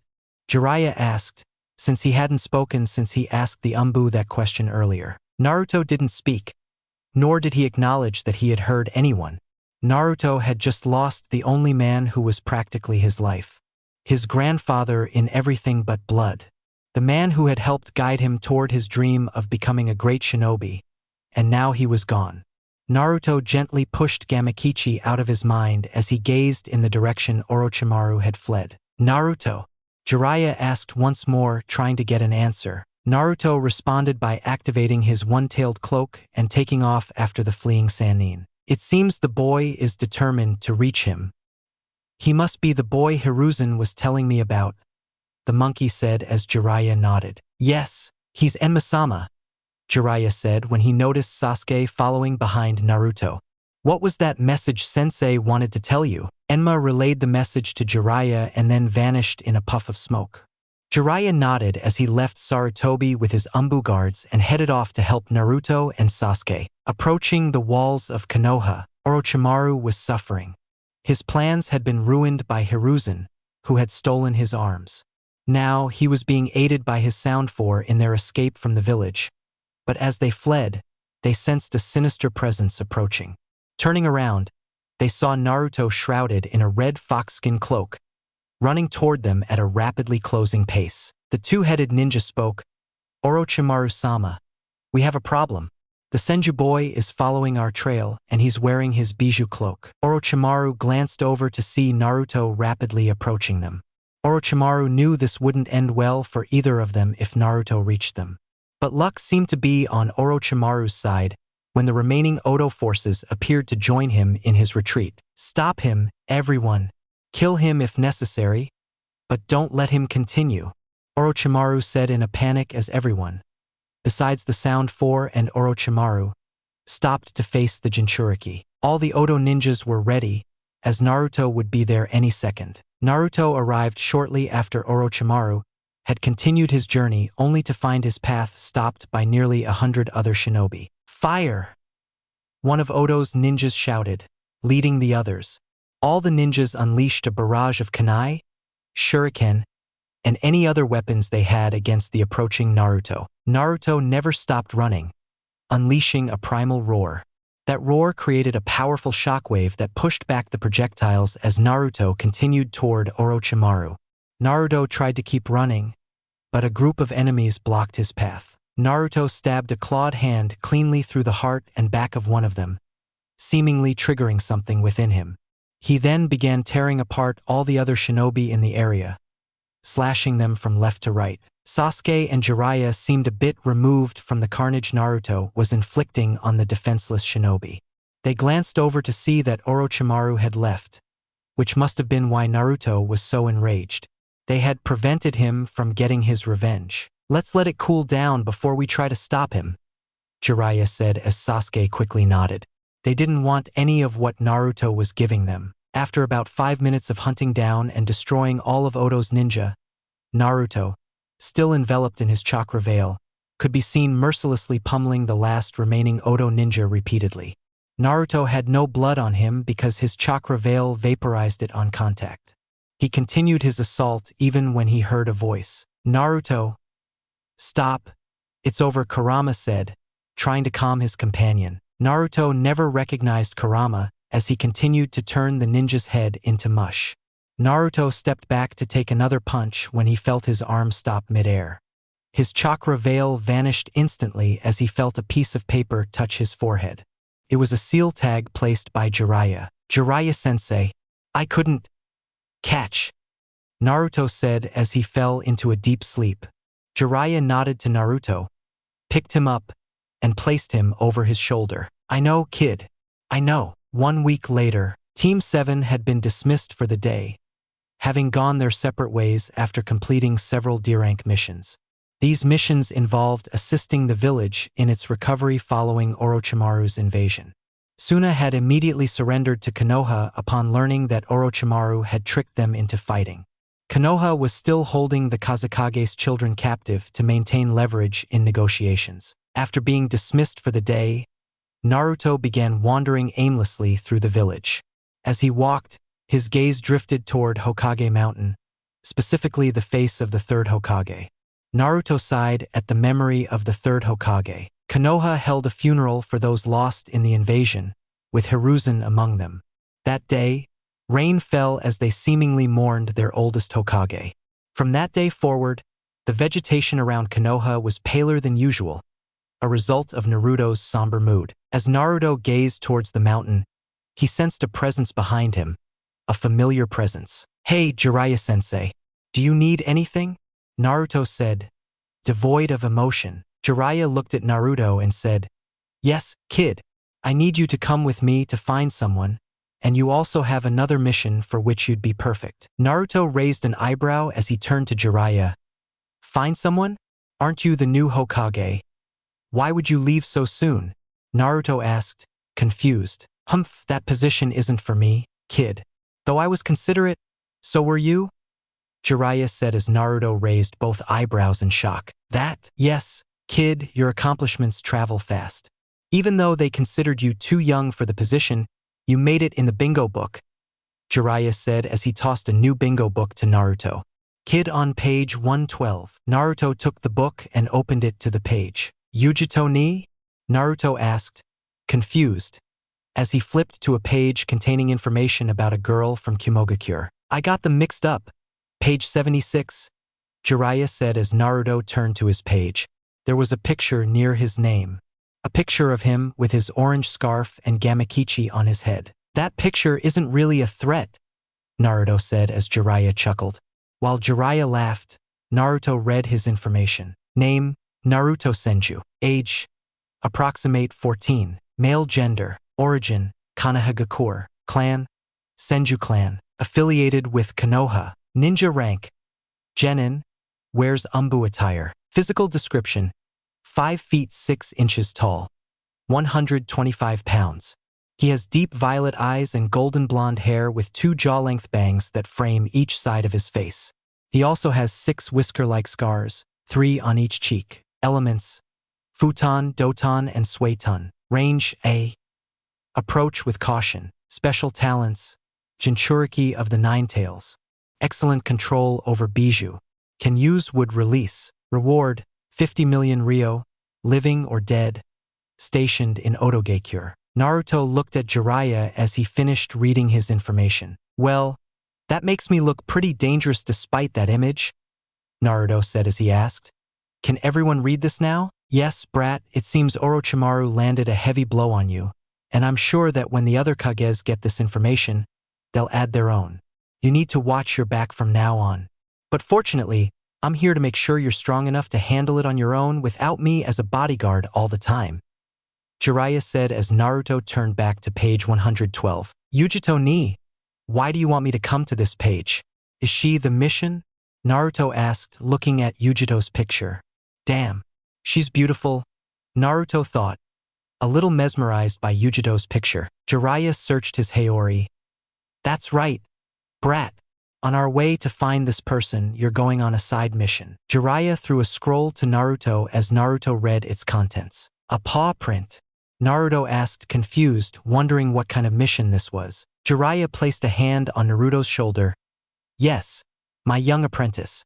You will approach her and ask for her paw print, and if necessary, take it by force. She doesn't appear to have legs. So why would she need her footprint? She's not an animal. Jiraiya stared blankly at Naruto. If you hadn't been drooling over his looks, you would have read his information and figured it out for yourself. Naruto seemed embarrassed at having been caught like this. Then he read Yugito's information. Name Yugito ni, age, approximate 16, female gender, origin, Kumogakure, clan, no known clan affiliation, affiliated with Kumo, ninja rank Jonin, physical description, 5 feet 5 inches feet tall, 100 pounds. She has dark eyes and long, straight, blonde hair, tied back in a ponytail with tight bandages. Elements, fire release and lightning release. Range, A. Special talents, Jinchuriki of the Two-Tails. Near-perfect control of Bijou. Reward, no reward available. Naruto seemed surprised to see that Yugito was also a Jinchuriki. She's like me, Naruto thought until he realized something. Do you want me to find her and ask for her paw print? The print of both tails, Naruto said as Jiraiya nodded. Who's the client for this mission? Isn't it you? Naruto asked. No, it's not me. Your client is a cat. This was originally a mission for Sasuke, Jiraiya said as Naruto perked up. Sasuke? Why would he give me his mission? Naruto asked. To get you out of town for a while, he took the other cat on his list and left you this one. And you're going to do it now. Enough questions. Pack your things and we'll be off in an hour, Jiraiya shouted as he disappeared in a puff of smoke. Naruto nodded and disappeared in a shunshin to prepare for missions. Naruto grabbed his bag and closed his apartment door as he headed towards the village gate. Yugito ni. This should be interesting, Naruto thought as he gazed toward Hokage Mountain. Sorry I couldn't get here on time, Gigi. I miss you and hope you're resting in peace. Thanks for everything. As Naruto walked away, he pulled out a sealed envelope with his name on it. To Naruto Senju. From Hiruzen Sarutobi. Naruto decided that he would have to read it sometime soon, but he would do it after his trip with Jiraiya. Chapter 13. Jiraiya noticed a familiar mop of yellow hair heading towards the front door. As the mop of hair drew closer, Jiraiya stopped, leaning against the door to get a better look at the person accompanying it. You look good, kid. Though you do miss your baby toad, Jiraiya said as Naruto approached him in his Umbu uniform, complete with his orange scarf. But it looks like you have a new addition. Congratulations. Yes, looks like I'm almost an officer. Gamma, member of Squad 3 under Nico Taicho, Captain Cat. Naruto said as he removed his white porcelain mask, painted orange and shaped like a frog. They thought I fit the description in my bingo book. I'm not an officer until the Hokage takes the oath, but I'm more or less one. I have to wear my mask and uniform to get used to wearing it when I'm on real missions, Nico's orders. Jiraiya nodded as he patted Naruto on the back. Well, let's begin. We have a short walk before we part ways, Jiraiya said as he and Naruto began to walk away from Konoha. Hey, you guys need to log out, shouted one of the guards at the door as the other guard quickly shushed him. That's Jiraiya-sama. Are you trying to get us into trouble, Kotetsu? The guard said in a panic. Kotetsu immediately regretted his words. I'm sorry, Izumo. Wait, is he an Umbu with him? Izumo glanced at the two figures walking away. Yes, it looks like it. She has some golden hair. I wonder who she is, Izumo said as she returned to her booth to continue reading her magazine. Kotetsu said expressionlessly, obviously it's Naruto Senju. He's the only one with that hair. Idiot. Kotetsu thought as Jiraiya and Naruto finally disappeared from sight. Several hours later, Jiraiya and Naruto stopped at a hotel and booked a room for the night. Upon arrival, Jiraiya left Naruto with instructions to proceed with his own mission. He told Naruto that it would take some time to track down this person and even longer to convince them to return. Naruto was currently in his room preparing to head to Kumo and track down Yugito ni for any trace. Paw Encyclopedia. His older brother gave Sasuke a list of cats to take paw prints on as a game. So why would he want me to deal with his list? Naruto thought. To get you out of Konoha, Kurama said as Naruto listened. Ever since that old man died, you've been quite depressed. I suppose he thought you needed to get away for a while so you could deal with his death without a constant reminder. Being in Konoha, you were always staring at the mountain with his face on it. So he thought you needed to leave for a while. Naruto nodded until he asked, "Is the Two-Tails dangerous?" Kurama chuckled in Naruto's head. "If you think the one tail was dangerous, then yes. This girl can access more than one tail and apparently has it under control. Each tailed beast becomes more powerful as its tails grow," Kurama said as Naruto nodded. "That makes sense. More tails, more power. And about that paw print, you'd better be careful because a cat paw print is like asking if you want someone to take a picture of you." Wearing little clothing, Naruto swallowed slightly.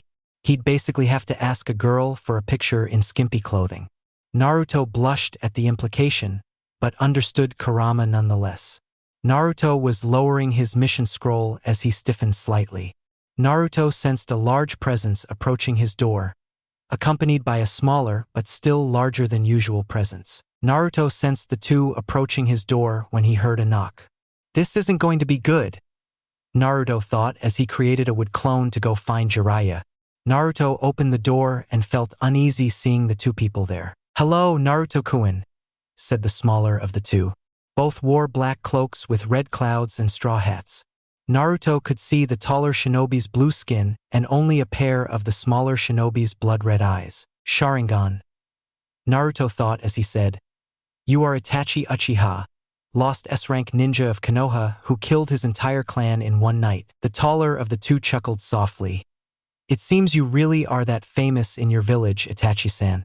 Even this brat knows you," said the taller ninja as he removed his hat. "You're kidding, right?" Kisame Hashigaki, another missing S-rank ninja from Kirigakure, a member of the 7 ninja swordsmen of the mist and wanted for numerous crimes in the land of water. "You're here. It's probably something that involves me since you came here specifically," Naruto said as Kisame looked dizzy. "Looks like I'm more famous than I thought," Kisame said, touching the sword on his back. "Should I cut off his legs to make sure he doesn't escape?"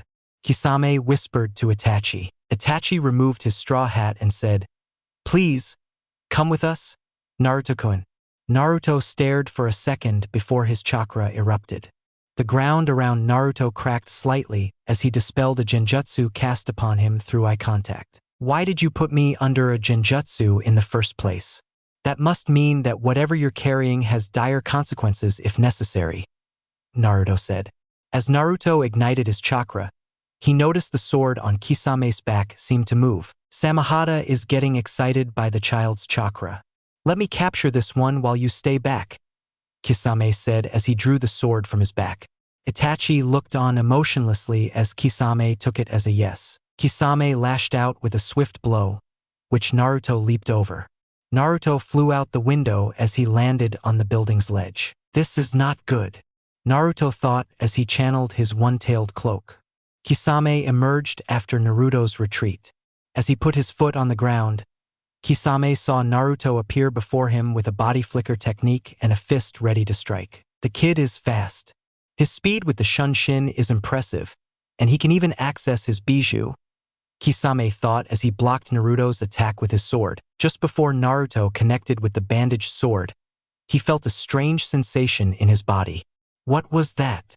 Naruto thought as he struck the sword and had to backflip to avoid Kisame's countersword strike. However, Naruto couldn't completely escape and received a cut on his arm. "Naruto absorbed your chakra with that sword, and the way he swings it is more powerful and faster than what you saw the swordsman do in Wave. This isn't a fight you want to be in. He's just toying with you," Kurama said. Naruto felt the wound on his arm crackle and heal thanks to Kurama, but he knew his friend was right. If I try to channel chakra for a technique, his sword will simply steal it. I can't beat him in a straight taijutsu fight when he has that big sword. Maybe genjutsu, but I'm not very good at it. It'll just make him worry. And even if I could beat him, Itachi would just interfere. This doesn't look good for the home team. I hope Jiraiya-sensei arrives soon, Naruto thought, realizing he was in serious trouble. Kisame lunged at Naruto again as Naruto drew a kunai to block the downward sword strike. As they clashed swords and kunai, Kisame easily began to overpower Naruto. Kisame pushed down enough for his sword to touch Naruto's shoulder. "My great blade, Samahata, doesn't cut," It shaves. Kisame shouted as he retracted Samahata, opening a deep gash across Naruto's shoulder. Blood oozed from Naruto's wound, but after a few seconds, it healed like his last injury. I need to get far enough away to use a technique or maybe a distraction, Naruto thought. Brat, I'm sure you know this, there's a big difference between a ninja like you and a ninja like me. Especially now, I'm your worst enemy. Just surrender and I'll only cut you from the knee down. If not, I'll shave you to pieces until you can't heal anymore, Kisame said until he saw Naruto strike the snake seal with his hands. Kisame lowered Samahata to absorb its chakra, but Naruto was too fast. Would release. Would lock wall, Naruto said as a dome of wooden pillars surrounded him. Kisame's sword pierced through Naruto's wall as he looked inside and saw that Naruto was gone. Ha! Looks like I let my guard down. The kid's good. I used our conversation to my advantage to escape. I even used would release. Impressive, Kisame said as he walked away across the room and back into the hallway. Kisame slammed his sword against the floor as Naruto flew out to dodge it. Samahata can smell your chakra. Kid, you won't get away, Kisame finished, as Itachi could now be seen flanking him. Shit, Naruto thought as Kisame seemed ready to attack again until Itachi spoke. Hello Sasuke, Itachi said, turning his head to see someone else at the end of the hallway. I don't need you right now. Naruto is more important. Sasuke stood at the end of the corridor, dressed in his umbu uniform, just like he had worn during the exams.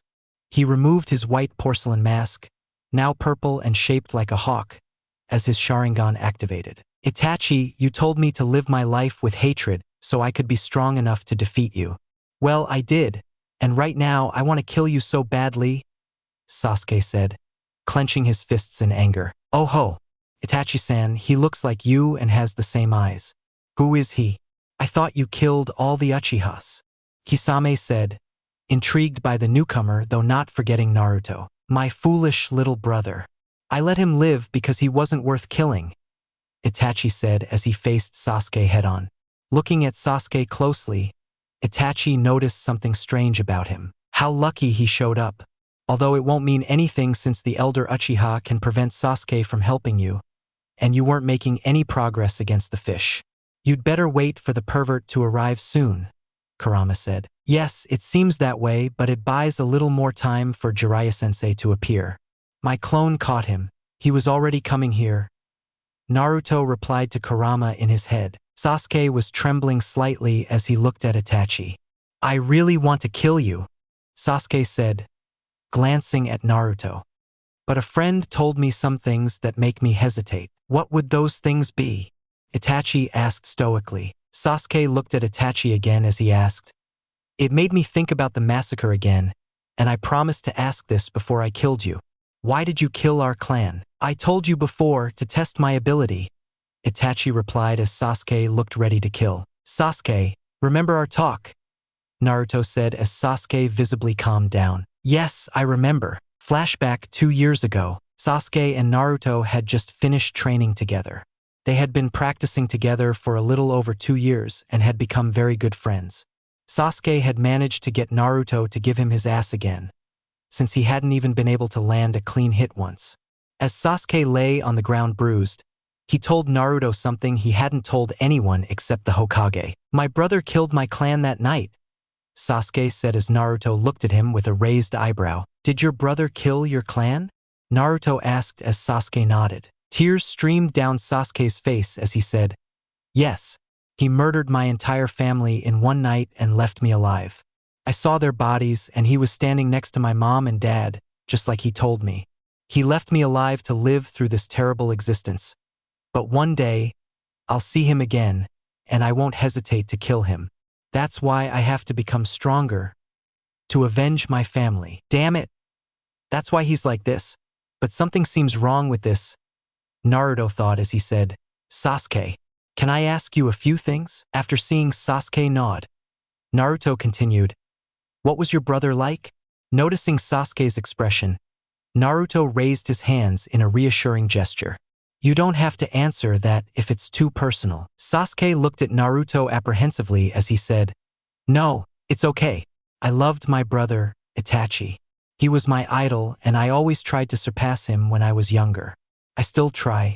He was a prodigy, a once-in-a-generation kind of person. He was kind, gentle, and always there for me. You remind me a lot of him. Me? Yes, you're as good as he was at that age, and you're kind to everyone like him. Nothing seems to catch you off guard either. Your thinking seems to be on a completely different level. I was like that before I killed my clan, Sasuke said as his Sharingan disappeared and a few tears appeared. Naruto nodded, seemingly lost in thought. Hey Sasuke, what did Itachi say to you before he left?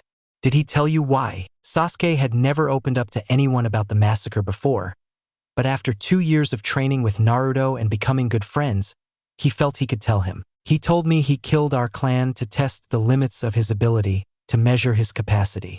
He even showed me the entire massacre through his eyes with a powerful Jinjutsu. He made me see it over and over again, Sasuke said as his Sharingan revived and began to spin. He clenched his fists as he felt a hand touch his shoulder. Naruto said, "Well, Sasuke, don't worry, I'll help you." "What? This revenge is mine and mine alone," Sasuke said, getting a little angry. "I know. It's just that he might have a partner who could interfere, and I'll be there to stop that person," Naruto said, offering Sasuke a fist bump. Sasuke bumped his fist with a nod. "Though you have to promise me something." "What is that?" Sasuke asked. "Make sure you know that Itachi killed your clan for those purposes," Naruto said as Sasuke looked surprised. Seeing Sasuke's face, Naruto explained, "Well, if we're talking about the same Itachi Uchiha, the Umbu captain at the age of 13, then I find it hard to believe he killed your clan for that reason. It doesn't make sense, especially if you're saying I remind you of him. He seems like the type of person who wouldn't do something without a good reason. And if he was as good as the records say, then there weren't many shinobi better than him anyway. So why would a guy like him kill his clan just to test his ability? There wasn't much more powerful than him at 13, and he was only going to get older. It just doesn't make sense." Sasuke stared at Naruto in disbelief as he calmly spoke about his older brother. Sasuke wanted to yell at Naruto about how wrong he was, but Naruto was making valid points. To further emphasize this point, Naruto said, "And if he really did it for that reason, you can still kill him. But I'm just asking you to think about it logically." When Naruto saw Sasuke nod, he grinned. "You're not going to beat him like this. If he was an Umbu captain at 13, he's probably incredible now, and if you can't beat me, then you're definitely not going to beat him, Sasuke-chan," Naruto said mockingly. Sasuke smiled back as he stood up and lunged towards Naruto with his fist outstretched. End of flashback. Sasuke looked at Naruto and realized they were in serious trouble. He had heard that Itachi had appeared looking for Naruto and left after leaving Kakashi bedridden. Sasuke immediately went to find Naruto, as that was Itachi's objective. Sasuke and Naruto knew that even with the two of them together, they wouldn't be able to defeat either of them, not even 2 against 1. However, Sasuke's timely arrival bought them some time, and Naruto knew Jiraiya would be there any minute. Sasuke looked at Itachi and said, "I can't tell if you're lying or not, but it doesn't really matter. You're here and so am I, and I'm going to get my revenge. Naruto, stay out of this. This is my fight, and I need to know where I'm going to face him." Sasuke's hand came to life as he shouted, "Chidori!" Sasuke took off towards Itachi, lunging at him, ready to pierce him. However, Itachi grabbed Sasuke's wrist seemingly effortlessly and snapped it just as easily. Itachi then kicked Sasuke down the corridor as he hit the wall at the end. He stopped that attack like it was nothing. Then he lashed out with a kick that sent Sasuke sailing at least 50 feet. Maybe more since the wall stopped him. Naruto thought, well damn it, that was... Kurama began in Naruto's head before shutting off. I'm not sure what would have been worse. Being shaved with a sword or something. That guy takes a lot less time with his opponents than the blue guy. Naruto tried to use body flicker to attack Itachi from behind, but Kisame wouldn't allow it. With a swift strike from Samahata, Naruto felt his chakra drain from him once more. How about we let them go one by one, as your friend requested? Don't worry, we'll get in touch with you, Kisame said. Sasuke got up from the wall and ran towards Itachi, his fist drawn back. He didn't fare any better when Itachi knelt on his stomach, leaving him breathless. Itachi kicked Sasuke down the corridor as he slowly walked towards the injured Sasuke. Damn it! Even after all that training, he's still so much better. It's like with Naruto. I can't close the gap with either of them. Sasuke thought as he looked up to see Itachi standing before him. Sasuke threw another weak punch, but Itachi dodged it and landed a blow to his stomach. Sasuke felt the air leave him again as he doubled over from the impact. Sasuke then received a knee strike directly to the face that brought him back to his feet. Itachi grabbed Sasuke's throat as he said, "You know why you're so weak? Because you don't have enough hatred. You have no hope of avenging your clan if this is all you're capable of. Perhaps you need some more motivation," Itachi said as his eyes transformed into a triple-bladed shuriken. "Tsukuyami, Moon Reader," Itachi whispered as he looked at Sasuke. A second later, Sasuke screamed and fainted with Itachi's hand still around his neck. What the hell happened? What technique was that? Naruto thought as he heard a voice behind him. "Summoning. Toadmouth Bind," Jiraiya said as the corridor slowly transformed into pink flesh. "Sorry I'm late, but this is my territory now." "Naruto, don't move." The wall of flesh engulfed Sasuke when Itachi had to let go of him. "That's how they get information about us," Itachi thought as he said, "Kisame, we have to leave. If we confront him, we'll only achieve a stalemate." Kisame seemed reluctant to agree, but followed him nonetheless. Jiraiya smiled, knowing it was impossible to leave, but was startled when he heard an explosion. Jiraiya immediately went to investigate and saw a huge hole with black flames burning around the edges. Jiraiya stared at the fire for a second until he took out a blank scroll and wrote a seal on it. "Fukahoin, fire sealing method," Jiraiya said as chakra seeped out of the scroll and surrounded the black flames. Then, the chakra gathered the flames and placed them in the center of the scroll. He used fire to escape the esophagus of a fire-breathing toad. "I wonder what kind of flames they were." Jiraiya finished his technique as Sasuke emerged from the wall. Naruto performed a body flicker technique to trap Sasuke as Jiraiya approached. "You've completely cursed me. As soon as you mention Akatsuki, they appear." "It's all your fault," Naruto said as Jiraiya chuckled softly. "Maybe you're right, kid. I'm sorry." 2 days later, "Stop.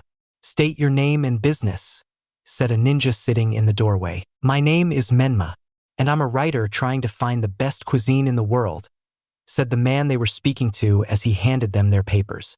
He wore a long-sleeved white shirt and black trousers. He had a matching black haori and rectangular framed glasses.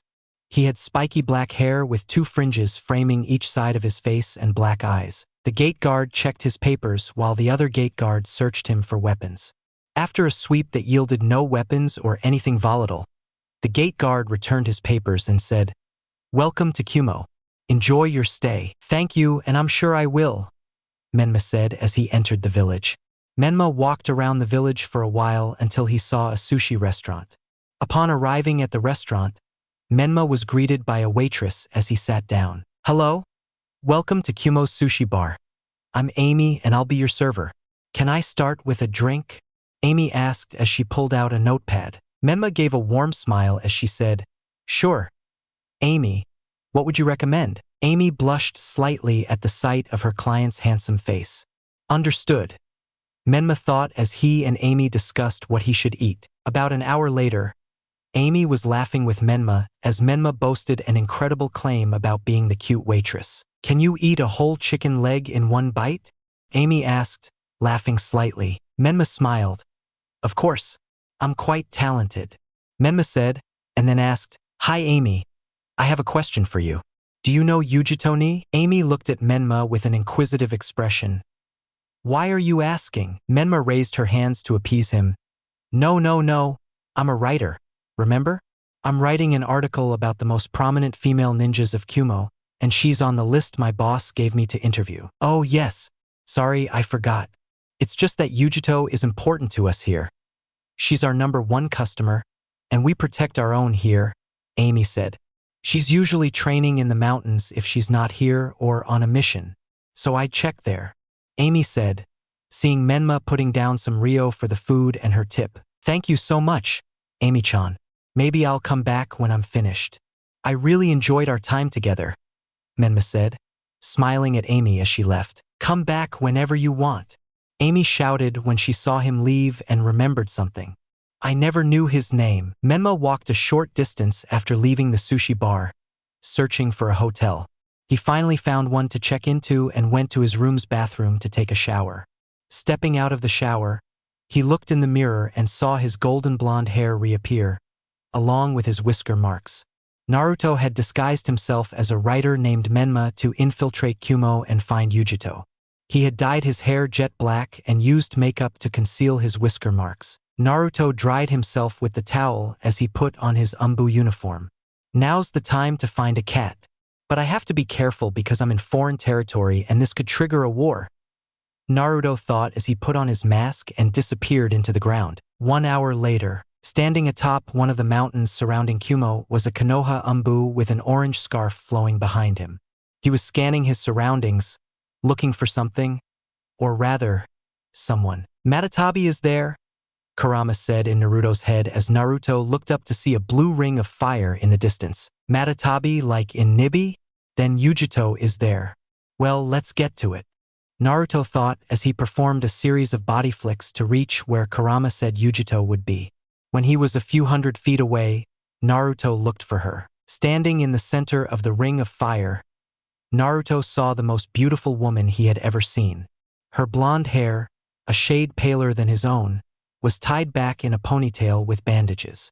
She wore a fitted blue jacket that matched the flames around her and tight black pants that clung to her body, accentuating her incredible curves perfectly. That picture in the bingo book didn't do her justice. Is she a C-cup? Damn you, Jiraiya-sensei, Naruto thought. Jiraiya had included lessons with women in his training, and measuring cup sizes from a distance was part of it. As Naruto watched Yugito from afar, he heard Kurama laugh. Well, he only showed his true colors, Ningen. But this is a time for confrontation, not a time to measure his strengths. Remember, be careful, Kurama said as Naruto nodded. Before he could jump up and make his presence known, he heard Yugito speaking. I know you're there. I could sense your presence when you landed, so just come out, Yugito said as Naruto stiffened slightly. Of course he did.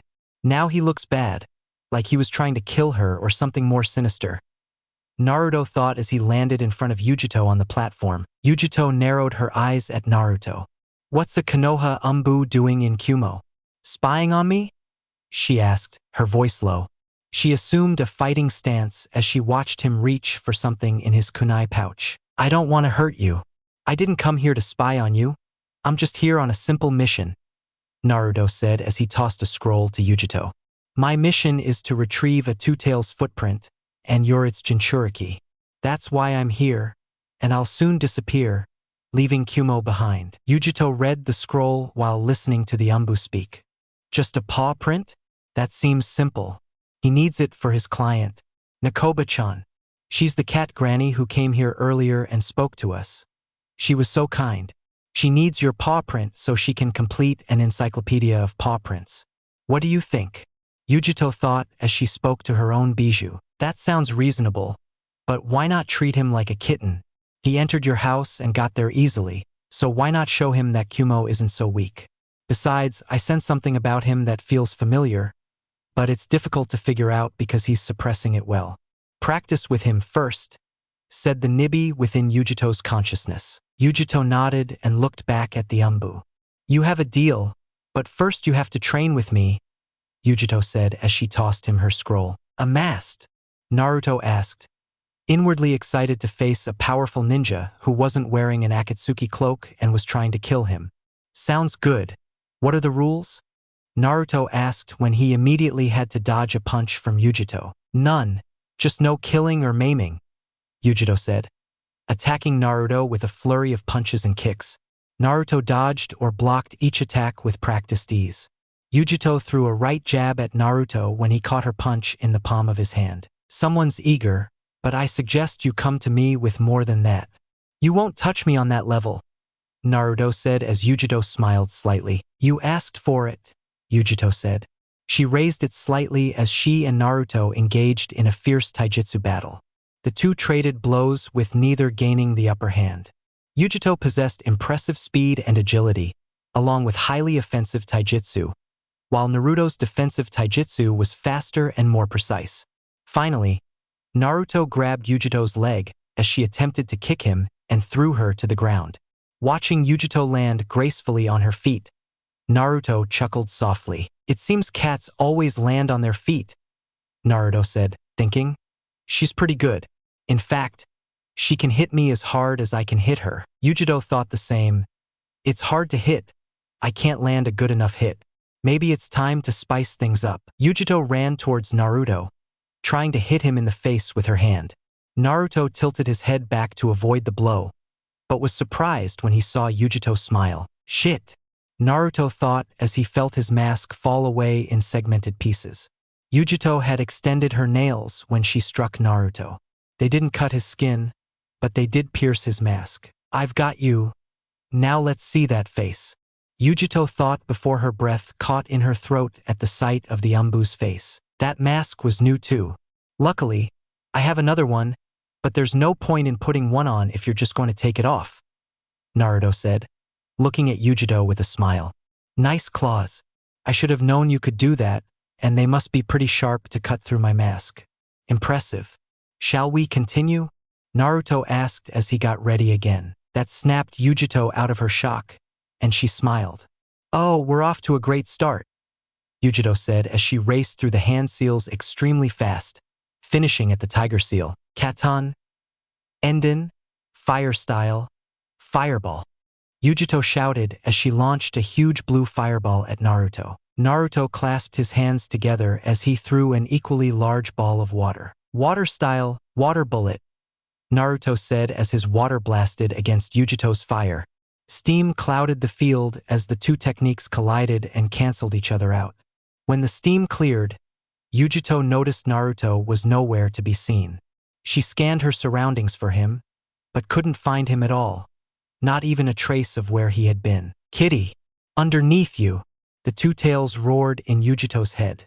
Yugito jumped out of the way as Naruto appeared from the ground right beneath her. However, Naruto was faster than her and caught her ankle midair. Naruto slammed Yugito to the ground in front of him as he attacked with a punch. Yugito dodged the swift attack by moving her head to the side, but she wasn't prepared for Naruto's leg sweep and subsequent kick to the midsection that sent her flying backward. Yugito rolled across the landing and got to her feet to find Naruto already standing in front of her. He has taken it to a higher level, Yugito thought as she decided to do the same. Just as Naruto was about to strike Yugito again, she exploded with chakra that sent Naruto hurtling backward.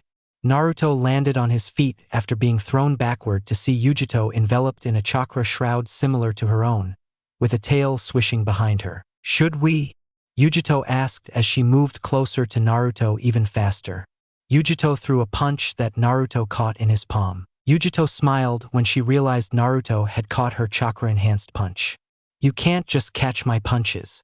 This chakra will burn you," Yugito thought until she saw Naruto unharmed by his Bijuu's chakra. "How are you unharmed by my chakra? Shouldn't you be getting burned by it?" Yugito asked. She blushed slightly as she saw Naruto smile at her again. "Maybe I'm lucky," Naruto said as he channeled some of Kurama's chakra into his palm to prevent it from hurting him. "Sorry about this," Naruto finished, kneeing Yugito in the stomach and sending her flying with another kick to the abdomen. In the same spot as before, Yugito lay on the ground, feeling the effects of Naruto's powerful blows. She would have been able to dodge them if she hadn't been so surprised to see him catch her punch first. "He's been holding me back. He's so fast and strong, and he was just toying with me before. How can my chakra not be affected?" Yugito thought as she began to get up and saw Naruto already in a ready stance. "I figured it out. He's a Jinchuriki too." He channeled his Bijuu chakra into his palm and attacked to avoid getting hurt. That's why he became faster and stronger. "Oh, and he's the Nine-Tails, the strongest of us Bijuu. Be careful, Kitty. You won't win if he uses his Bijuu too, unless he can't fully transform," said the Two-Tails as Yugito looked surprised. "Are you the Nine-Tails Jinchuriki?"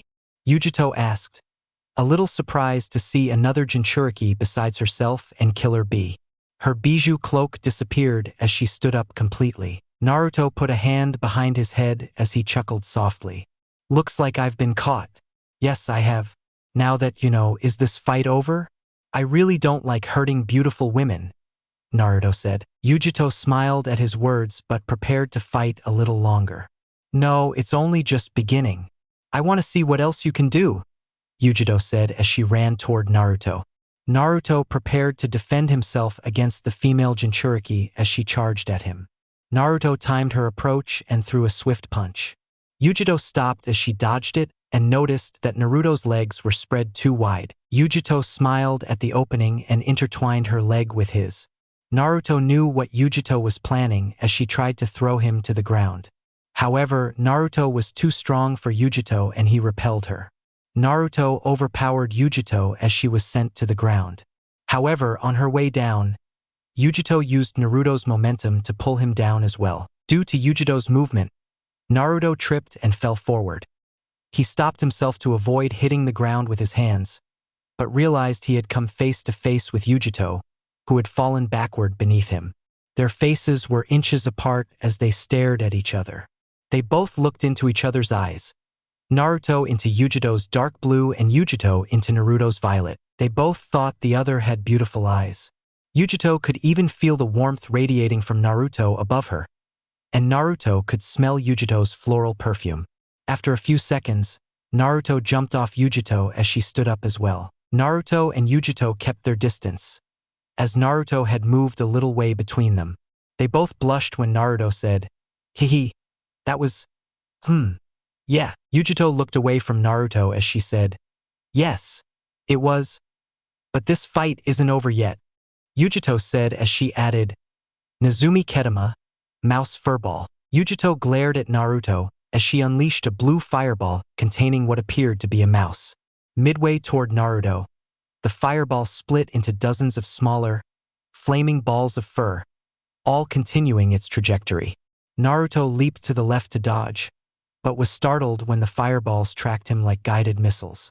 As Naruto dodged, he noticed Yugito's hair whipping wildly as a blue flame engulfed her. "It seems he can change into his bijou at will," Kurama said as Naruto shot several water balls to extinguish the hairballs. "You're joking, aren't you?" "Well, I needed her to do that anyway because I couldn't get the paw print without her. I need a way to loosen my seal. I want to be able to transform into you. Who wouldn't want to be a mythical beast of near-infinite power?" Naruto replied as Kurama chuckled softly. He watched Yugito, fully transformed, open her mouth and fire a massive fireball at him. "Water ball won't stop that then." "Earth release. Mud wall," Naruto said as a massive wall rose from the ground in front of him. The fireball blasted through Naruto's mud wall as he had to use a body flicker technique to get out of the way. "Naruto, you need to finish this quickly. I'm sure the people in Kumo sense it. They'll be here to investigate. You have to finish this fast," Kurama said as Naruto nodded. Naruto then closed his hands into a snake seal as his chakra erupted. Yugito watched Naruto dodge her fireball and glanced to her left to see him lightly cracking the ground with his chakra. "I should give up if he can't access his bijou like I can. I'll kill him if he's not careful. But that's impressive chakra, being able to break the ground like that," Yugito thought until she felt her bijou panic. "What's wrong, kitten? Your chakra reminds me of only one man. You need dash," the Nibi began. But it was too late when huge wooden pillars enveloped Yugito and a circle of 10 wooden pillars rose up around her with spikes pointing towards her. "What's going on? Is this wood?" Yugito thought, confused, since she could no longer sense her bijou. "What are you doing?" Yugito asked, noticing Naruto appear in front of her nose in a shunshin and touch her between her eyes with the palm of his hand. Yugito felt her chakra begin to recede as Naruto spoke. "You were going to find out when your Kage told you about me in the last bingo book. I'm a user of the MOKUTON bloodline. MOKUTON is a Kekai Genkai that allows me to convert my chakra into a source of life, creating trees and things like that. It also has the ability to suppress the influence of bijou. Kakuan Nit Ten Shirshu, 10th Edict of Enlightenment, is its name, and that's what you're feeling now," Naruto said as he suppressed Yugito's chakra. Naruto created a clone at the same time, which fell to the ground near the Two-Tails' enormous foot. As damn it, Yugito thought, feeling unconsciousness creeping in. No, I can't be suppressed. I won't lose, Yugito thought as she fought against Naruto's jutsu. While Yugito resisted Naruto's suppression, the Two-Tails was able to make contact again. That's it, kitty? Keep fighting, said Nibi as she joined Yugito to resist Naruto's technique. This is much more difficult than taming Gaara, Naruto thought, sweating slightly from the effort. He felt he was starting to lose, as the Two-Tails was far too strong for him at his current level. He would need more work on his wood release. I've got your team behind me, Kurama said as he channeled his chakra into Naruto. Naruto gained a one-tailed cloak as he immediately began to overpower Yugito in battle. Kitten, it's too much. It's too powerful. I can't, Nibi said as she fell into a deep sleep. The fire cat that was Yugito began to transform again into a one-tailed Yugito, which then became an unconscious Yugito lying on the ground. Naruto gasped slightly as he looked at Yugito's dejected state. It had taken him almost 5 minutes to subdue her, and it would only have been possible with Kurama's help. That was tough as hell. Thanks for the help, Kurama. I owe you one, Naruto thought as Kurama smiled and fell asleep. Naruto sensed several powerful chakra signatures approaching his location and knew it was help for Yugito. Damn it! A tall, dark-skinned man, dressed in a Kage robe and hat, landed on the slightly damaged platform, flanked by several other shinobi, to find Yugito lying on the ground. Looking around, he noticed no one else was nearby. The Kage then shouted orders. Take her to the hospital and let me know when she's awake. I need to find out what happened here. One day later, Yugito woke up the next morning before dawn in a hospital bed in Kumo after her training with Naruto. About an hour after waking, the Raikage arrived and briefed her on yesterday's events. Yugito didn't mention having fought with a Konoha Umbu, but said she'd simply gone overboard using the Two-Tails. Yugito received a mild verbal reprimand from her Kage and orders to return tomorrow for an important diplomatic mission. So Yugito lay alone in her hospital room, reflecting on yesterday. Damn, he was so strong and intelligent in the way he fought. He was also hot and charming. And then, Nibi, Yugito screamed in her mind, realizing she'd been tricked by her bijou. I didn't even know its name, Yugito said to the Two-Tails. She was pulled from her thoughts when she heard a joke. Looking out her window, she saw a small orange toad sitting on her windowsill. How did that toad get up here? I'm on the 5th floor. Hey, are you Yugito? The toad's voice reached him as Yugito gasped sharply. Yes, I can speak. Are you Yugito? The toad asked once more. Yugito nodded foolishly at the sight of a talking toad. How can you talk? Why are you here? Did someone send you? Yugito asked as the toad raised a hand to silence her questions. Great, I got it right on the first try. This will explain everything, said the toad as he tossed a scroll toward Yugito. Brother was right, you're really hot, the toad finished as he disappeared in a puff of smoke. That was weird, the Nibi inside Yugito's head said as she nodded. Yugito then opened the scroll and read its contents. Hey Yugito-chan, it's the Umbu from yesterday. I had fun fighting you. You were so strong and a real challenge. We should do it again sometime. Thanks for the paw print. I grabbed it with a clone while I was holding you down. I'm sorry I couldn't say goodbye in person, but, a Konoha ninja in Kumo standing over a fallen Kumo ninja doesn't look very good. Anyway, I had a great time yesterday, and I hope to see you in the future. I'm sure I will. Naruto Senju, future Hokage, winky face. Yugito looked at the note and smiled happily at its contents. Ah, a wink. I hope we meet again too, Naruto-kun, and it will be sooner than you think, Yugito thought. That toad said that his brother, Naruto Senju, I bet, called you hot, Nibi said as Yugito blushed. She smiled slightly as she looked out the window at the rising sun. Naruto was a few miles from Kumo when he stopped running to look back at the sunrise. Naruto smiled slightly as he thought, ah yeah, women love winks. 1 week later, Naruto met with Jiraiya 6 days ago when Jiraiya finally found a lead on the person he was looking for. They arrived in a village called Tenzaka-gai, as that was the last place the person of interest had been seen. After searching for a few hours, with night about to fall, Jiraiya decided to find a place to eat. Naruto pointed to a random bar, and as he walked past the counter, Jiraiya smiled, recognizing a familiar face. "Oh, this was the perfect place. Brat, good choice?" Jiraiya said as he patted Naruto on the back. Naruto seemed confused, thinking he'd just chosen a bar at random. He wore a long-sleeved black shirt with the zipper fully closed. He completed his outfit with beige pants that connected to his black shinobi sandals. He had his forehead protector around his forehead, as he had stopped wearing his Umbu uniform when he reunited with Jiraiya. "Why is this place so perfect, Jiraiya-sensei?" Naruto asked. "We found who we were looking for," Jiraiya said as Naruto walked toward a table with a blonde woman sitting in a private booth with a dark-haired woman and a pig. "Tsunade. Nice to see you again," Jiraiya said as the blonde woman turned to look directly at them. "Jiraiya? What do you want? And who's the boy with the astonished face?" Tsunade said as she looked at Naruto. "You are Tsunade Senju," Naruto said weakly as he looked at a member of his clan. Chapter 14. "Yes, Blondie, I know my name." "Jiraiya, who is this kid?" Tsunade asked in a slightly irritated voice. Tsunade is a beautiful woman who appears to be in her 20s despite being over 50. She has fair skin, brown eyes, and long, straight blonde hair styled in two loose pigtails with bangs framing each side of her face. She wears a grass-green haori with the kanji for gamble written in black on the back, inside a red circle. Underneath, she wears a sleeveless gray kimono-style blouse, fastened with a wide, dark blue-gray obi that matches her pants.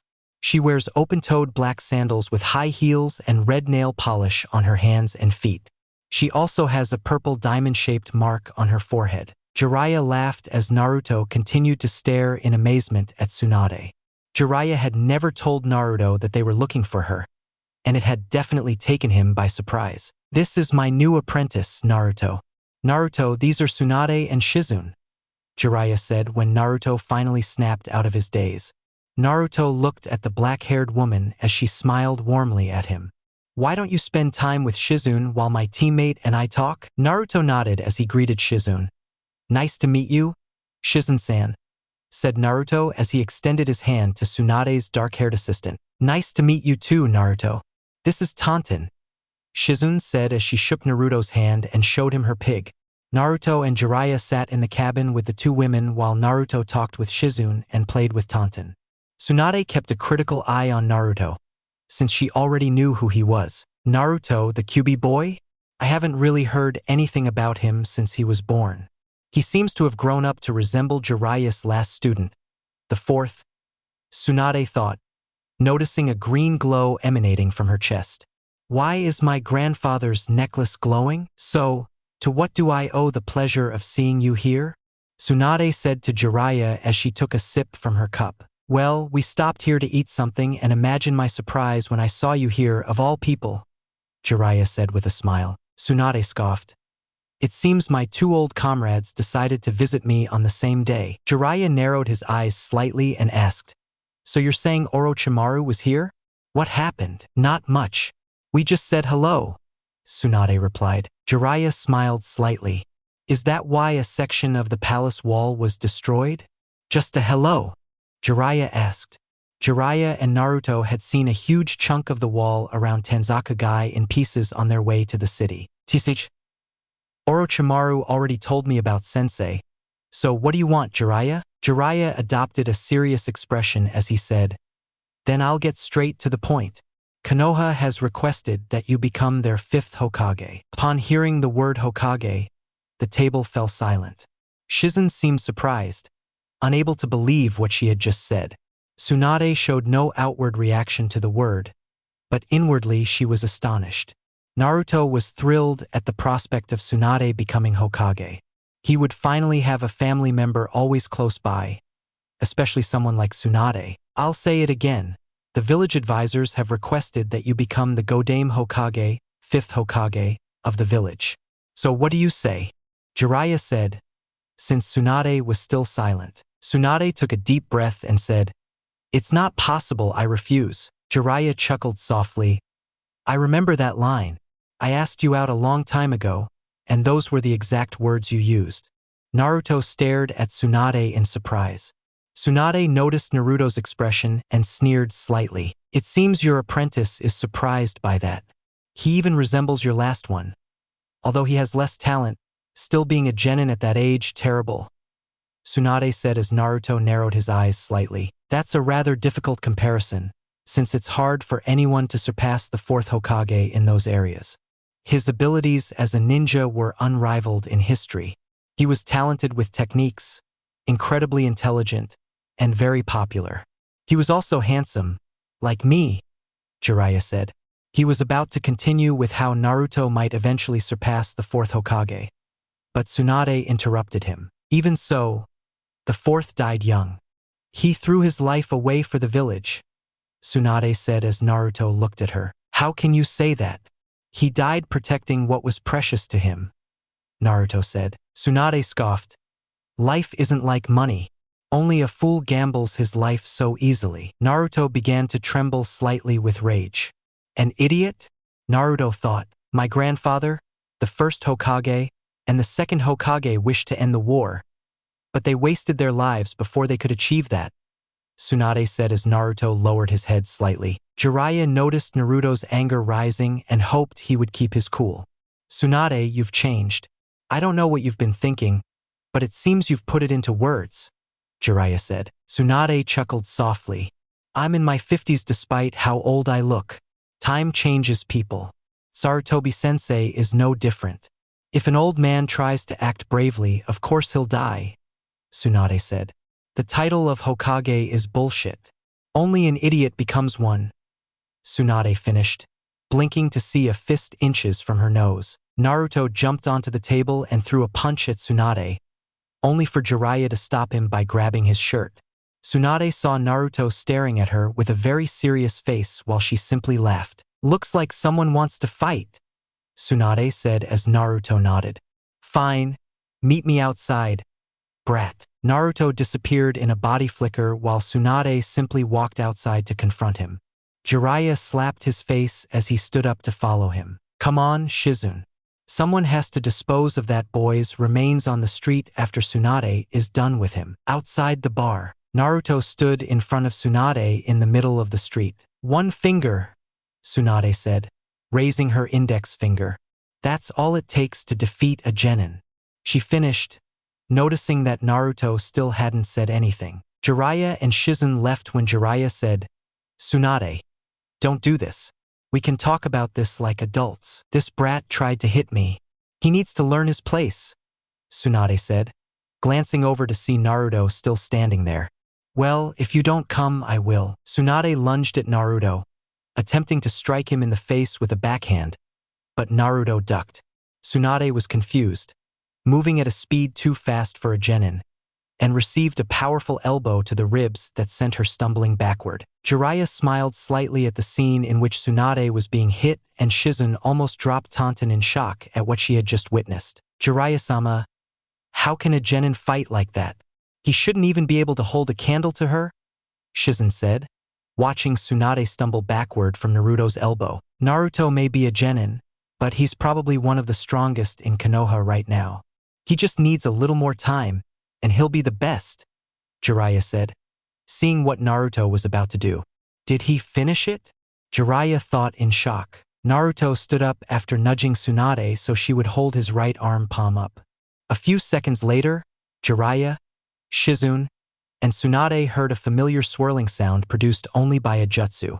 In Naruto's hand, blue chakra began to spin as a blue orb, twice the size of his fist, pulsed within it. Rasengan, Naruto shouted. It's not completely finished yet, but it'll get that far since I showed it to him during the finals, Jiraiya thought, looking at Naruto's incomplete Rasengan. However, it's still a bit bigger than normal. It's like Minato's. Tsunade recognized the jutsu from a mile away and understood the danger. She wasn't prepared to see the boy perform a shunshin and appear before her with his hand drawn back. That shunshin speed is incredible. I have to, Tsunade thought as her entire hand glowed intensely with chakra, and she slammed it into Naruto's Rasengan. Naruto was thrown against the wall when his jutsu failed, sending him crashing into it. A full Rasengan would have passed through Tsunade's hand with ease, but due to its instability in Naruto's hand, it backfired and exploded all over him. "I still don't have it all the time," Naruto said. Shizune rushed over to Naruto and helped him out of the wall. Then she began using medical jutsu to heal him. "Jiraiya, why did you teach him such a dangerous move? You know that only you or the fourth Hokage can perform that move. If he hadn't used chakra to stop it, it would have done more than explode in his face. It could have ripped his arm off if he had slammed it into something." Jiraiya ignored Tsunade as he approached and patted Naruto on the back. "You won, brat. Good for you. And it's only been a month and a half since I showed you that jutsu during the finals. Good progress," Jiraiya said as Naruto smiled. "What, he didn't win? He had a stroke of luck and then blew himself up with his own jutsu. How did he win?" Tsunade asked, seeing Naruto smile. Naruto raised a finger as he said, "You used more than one finger, so I win by default." "Ha! I'm tied 1-1 against Sanin. Jiraiya-sensei. You're next." "Oh ho, brat. You're decades too early to face me," Jiraiya said when he noticed Tsunade trying to leave. "I can't let you do that, Tsunade-heim. As I said, the Konoha Council has selected you as their 5th Hokage. The kid and I aren't going to let you go just so you can disappear again. We'll stay with you until you return to Konoha." Tsunade scoffed at him. "Why should I? Why should I? I already said I won't go. That place has taken too much from me. It's affecting my life too. Shizune, let's go," Tsunade said as she tried to leave, but Jiraiya didn't move. Tsunade sneered slightly as she walked away from him. When she turned around, she saw the area where Naruto's jutsu had failed. She smiled faintly as an idea struck her. "Hey kid, how about a bet? You know that jutsu you just used was created by the 4th Hokage. If you can master that move in a week, I'll come back to Konoha with you, and I'll even give you this necklace. But if you don't, then come back to Konoha without me and give me all the money you have with you." Naruto looked at the necklace and could see it glowing. "Deal. 1 week. I'll show you a full Rasengan and you come with us. Otherwise, we'll go home on our own." Tsunade smiled as she walked away with Shizune. "Tsunade-sama, why did you gamble away your necklace so easily? It's a family heirloom," Shizune said as Tsunade watched Naruto and Jiraiya retreating. "Anyway, he can't complete it in a week. It took Jiraiya several months longer when he was that far behind, so the brat won't even be close by the end of the week. Easy bet," Tsunade said, thinking, "That kid, he's connected to my grandfather's necklace. It seems to resonate around him." As she finished her thought, her necklace stopped glowing as she walked away from Naruto. "Who are you?" Later that night, Naruto heard a knock on his hotel room door. When he opened it, he found Shizune standing there. "Oh, hello Shizune-san. What are you doing here?" She entered and passed a bright green hand over him. "Well, you seem to be okay with that previous jutsu. Thank goodness," Shizune said. "Yes, it used to be worse, believe me. Did you need something? I need to rest a bit so I can train for this bet tomorrow." "Yes, Naruto-san, that's what I need to talk to you about. I don't want you to think of Tsunade-sama as a bad person. She's just bitter," Shizune said awkwardly as Naruto nodded. "Because she lost her brother and lover in the war, right?" Naruto asked as Shizune gasped. "How can you know something like that?" "Well, I'm a pretty curious person and I love reading about history. The stories of the Sanin were some of my favorites and hers was in there. It didn't explain why she left Konoha, so I asked Gigi about it and he told me the tragic stories of Nawaki Senju and Dan Kato, his uncle, right?" Naruto said. Shizune nodded, increasingly impressed by the golden blonde ninja before her. "Well, if you know, then you must know that necklace is cursed. It will kill anyone who wears it besides Tsunade-sama. It did the same to Nawaki as it did to Uncle Dan," Shizune said. "Well, then I'm next because I'm going to win this bet and that necklace. So tell her to pack her bags because she's coming back to Konoha with me and Jiraiya-sensei." "Believe me," Naruto said firmly. Shizune smiled slightly at Naruto's determination and actually hoped he would win. She wanted to go back to Konoha too. 1 day later, Naruto left at dawn to train and found a clearing to do so. He stood by a lake wearing only his beige pants, forgoing the rest to avoid getting them wet. He had been practicing the Rasengan for about 3 hours and was making progress. I have to complete this jutsu. Konoha needs Tsunade back. She could help so many people, like Rock Lee. She can even help Sakura-chan with her medical ninjutsu, Naruto thought as he channeled another Rasengan. Not to mention she's family. Naruto's Rasengan faltered after 10 seconds as it burned out. Getting closer, I hope I can No, I'll finish this jutsu by the end of the week. One more time. Naruto thought as he was about to attempt another until he had to dodge a fireball. Who would attack me? Naruto thought to himself when he noticed something special about his attacker's jutsu. Blue fire. Hey Yugito-chan, said Naruto, his fingernail poking him in the throat. Yugito stood behind Naruto, smiling as she greeted him in kind. Hello, Naruto-kun. It's a pleasure to meet you here, Yugito said. She was wearing a black and blue short-sleeve blouse with black pants, both with matching cloud patterns, blue fingerless gloves, and a blue beaded chain wrapped around her left hand. She was also wearing a black Kumo forehead protector. Naruto smiled too. Can I ask why you're here? You're not a stalker, are you? Naruto asked as he turned on the water to see Yugito pull out a scroll. The day I woke up, my Kage asked me to come the next day for an important mission. That mission involved a response to Jiraiya's scroll about Akatsuki. We heard through intelligence that he was seen in Tenzakagai, and that's why I came here. He also informed me about Konoha's new A-rank ninja, Naruto SENJU. Imagine my surprise when I saw him here, Yugito said as Naruto chuckled softly. While Naruto was snickering, Yugito's Bijou decided to throw her 2 cents. Kitten, he's shirtless. He looks like a demigod. Claim him now. The Nibi shouted in Yugito's mind as Yugito blushed slightly. Not now, Nibi, Yugito said as she cut the connection. She heard Naruto speak again but wasn't listening. What was that? Naruto smiled. Internal debate with your Bijou. I understand it all the time with my partner. What's yours like? Kyubi gets quite grumpy, Naruto said as Kurama squirmed internally. Grumpy? I'm going to ruin your weight. Did you censor me? Kurama asked, confused as his word was broadcast. Kurama's face then pixelated. Oh, I'll kick your ass later every time I get the Chodesh. Kurama started again until Naruto severed the connection to focus on Yugito. Nibi isn't too difficult. She's quite easy to get along with once you get past her trying to interfere in my private life, Yugito said. Well, Ms. Ni, would you like me to show you Jiraiya-sensei as well? Naruto said as he put on his black shirt and sandals.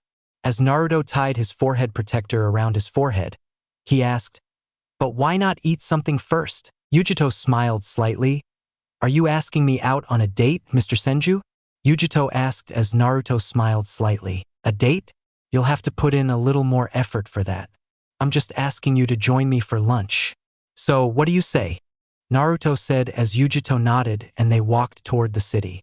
On their way to find a place to eat, Naruto decided to ask a question. Hey, what was it like growing up in Kumo? You know, being a Jinchuriki and all that? Naruto asked, curious to know if all Jinchuriki grew up with hardships like he did. It's okay if you don't want to talk about it. Yugito looked at Naruto as she said, No, it's okay. Life was quite hard at first. I became a Jinchuriki at the age of 2 and was ostracized for a while. People were afraid of me because of what I endured. I didn't really escape that until I was 6, and that's when I was put through a rigorous training regimen to hone my skills, especially those of a Jinchuriki, Yugito said with a dejected look. Yugito's gaze then turned to one of passion as she continued. But I was determined to win the village's affection, and that determination yielded great results in my training. I finished that training when I was 12 and became a genin. A year later, I won the Kumo Chunin exams and became a Chunin. At that time, the people of Kumo began to look at me differently. They saw my prowess in the exams and finally began to love me as I had always wanted. I became a Jonin 2 years later at 15 and was considered the strongest woman in Kumo. Life was difficult at first, but they finally warmed to me, and it's better than I could have imagined now. Naruto nodded with a smile as he said, Damn, yeah, that's an amazing story. I'm happy for you, as Yugito looked at him questioningly. Oh, my story. It's the same, actually. My entire existence, for as long as I can remember, was ignored. The only people who seemed to care about me were the third Hokage and my mother from the orphanage. Then, at the age of 6, the third Hokage showed me a restaurant, and there I met 2 more people who cared about me. That day I vowed that I would become as strong as him so I could protect my friends and my village. I was going to become Hokage so that everyone would have to acknowledge me and look up to me as someone important. My dreams are starting to come true as the villagers begin to see me for who I am, not as the Nine-Tails that destroyed the village so many years ago. Naruto finished his story with a small smile as he recalled those moments. Yugito looked at Naruto with a smile. It seems our lives aren't so different, Naruto-kun, Yugito thought as she watched Naruto opening the flaps of a small restaurant. Yugito chimed in and started laughing when she turned to see Naruto's grin. Sushi, how did you know? Yugito asked, amused. I have my own path, Naruto replied. Yugito and Naruto sat and talked for an hour about things like their favorite colors. Blue, Yugito, and orange, Naruto. After an intriguing conversation, Naruto decided to escort Yugito to Jiraiya. As Naruto went to open the flaps again, he noticed a pair of wooden geta outside. Opening the flap, Naruto said, Jiraiya-sensei, I was about to come and find you. Hey kid, I see you've been busy. Hello, Miss Yugito ni. Jiraiya said as Yugito came out and greeted him. Jiraiya-sama, it's a pleasure to meet you. I've heard so much about you, Yugito said as she shook Jiraiya's hand. Yugito then took out a scroll and gave it to Jiraiya, saying, I'm here to deliver the Raikage's response regarding your request to deal with Akatsuki. We heard you were here in Tanzaka-gai and I was sent to act as the liaison between us. I saw Naruto-kun on the way here and he said he would take me to you after lunch. Jiraiya read the scroll while nodding his head. Well, young lady, it seems the terms are fine, but I can't sign this. Only the Hokage can, and we don't have one right now, Jiraiya said as Yugito looked confused, wondering what would happen. But you're in luck. Gaki will bring the new Hokage home in 6 days. So why don't you stay? I'm sure you and he can find a way to pass the time. Jiraiya finished with a lecherous smile. Naruto laughed nervously as Yugito blushed. Now remember, Gaki, you have 6 days to finish the jutsu. So do it, kid, and don't stray, Jiraiya said as Naruto nodded. Hey Yugi-chan, want to come? Naruto asked as Yugito nodded. As the two were leaving, Naruto turned to see Jiraiya giving a thumbs up. Jiraiya uttered the words, or you can change course and become a man. Naruto chuckled softly as he and Yugito disappeared back to the clearing they had been in before. 6 days later, several days had passed since Yugito had appeared, and she and Naruto spent every day together. They trained and practiced together during those days and ate lunch together. They had met before dawn today, and finally, Naruto could be seen smiling as he stood over a panting Yugito. Looks like I won again, Yugi-chan, said Naruto. They had just finished another match. That makes it 5-3 with me in the lead. Yugito gasped a little more as she exhaled. That'll change soon. I almost had you on the last try. You got lucky. Naruto reached out to help Yugito up as she asked, You think you completed the Rasengan? Today's the big day, right? Naruto raised his right arm as he said, Whether I think I can do it or not is irrelevant. There's no way around it. I'm going to do it. I have to. Naruto finished as Yugito nodded. Now let's go find Jiraiya-sensei and finish this. Upon arriving at his hotel, Naruto knocked on Jiraiya's door with Yugito following behind him. Jiraiya had gone out drinking with Tsunade the night before, and Naruto assumed he'd still be in bed. However, Naruto received no answer and began to worry. He glanced to his left down the hallway, sensing a familiar presence approaching. Naruto-kun, Tsunade-sama is gone. I can't find her, Shizen said as Naruto looked even more worried. Jiraiya-sensei isn't in his room. Naruto began until Jiraiya's door opened. Jiraiya had opened the door, but immediately slid against it when he said, Where is Tsunade? I don't know. She knocked me unconscious and left me here. We have to find her. It might be too late, Shizen said when Naruto realized Jiraiya's condition. You look like hell, Jiraiya-sensei. What happened? Naruto asked. Tsunade drugged me last night. Shizen, did Orochimaru offer you anything? Jiraiya asked. Shizen looked as if she feared the worst. Yes, she offered to bring Nawaki and Dan back if she healed their arms. Today was the day they were supposed to meet again, and that's probably where she is. We have to stop her, Naruto said, thinking. She wouldn't do that, would she? She has to know it's a trap. While Naruto was lost in thought, Shizen began healing Jiraiya as best she could. You should be fine now, but that drug won't leave your system for a few hours. It's the best I could do, Shizen said as Jiraiya straightened up. All right, let's get down to business. Shall we? Let's get Operation Whoop Ass, which consists of finding my teammates, punching a snake, and dragging Tsunade by her pigtails. Begin, Jiraiya said, looking at Yugito. I almost forgot about you. You can join in if you want. Yugito glanced at Naruto and then at Jiraiya, nodding her head firmly. Jiraiya and Naruto headed toward the hotel exit until they realized something. How the hell are we going to find her? Naruto asked as Jiraiya laughed shyly. Well, you see, Shizen, any ideas?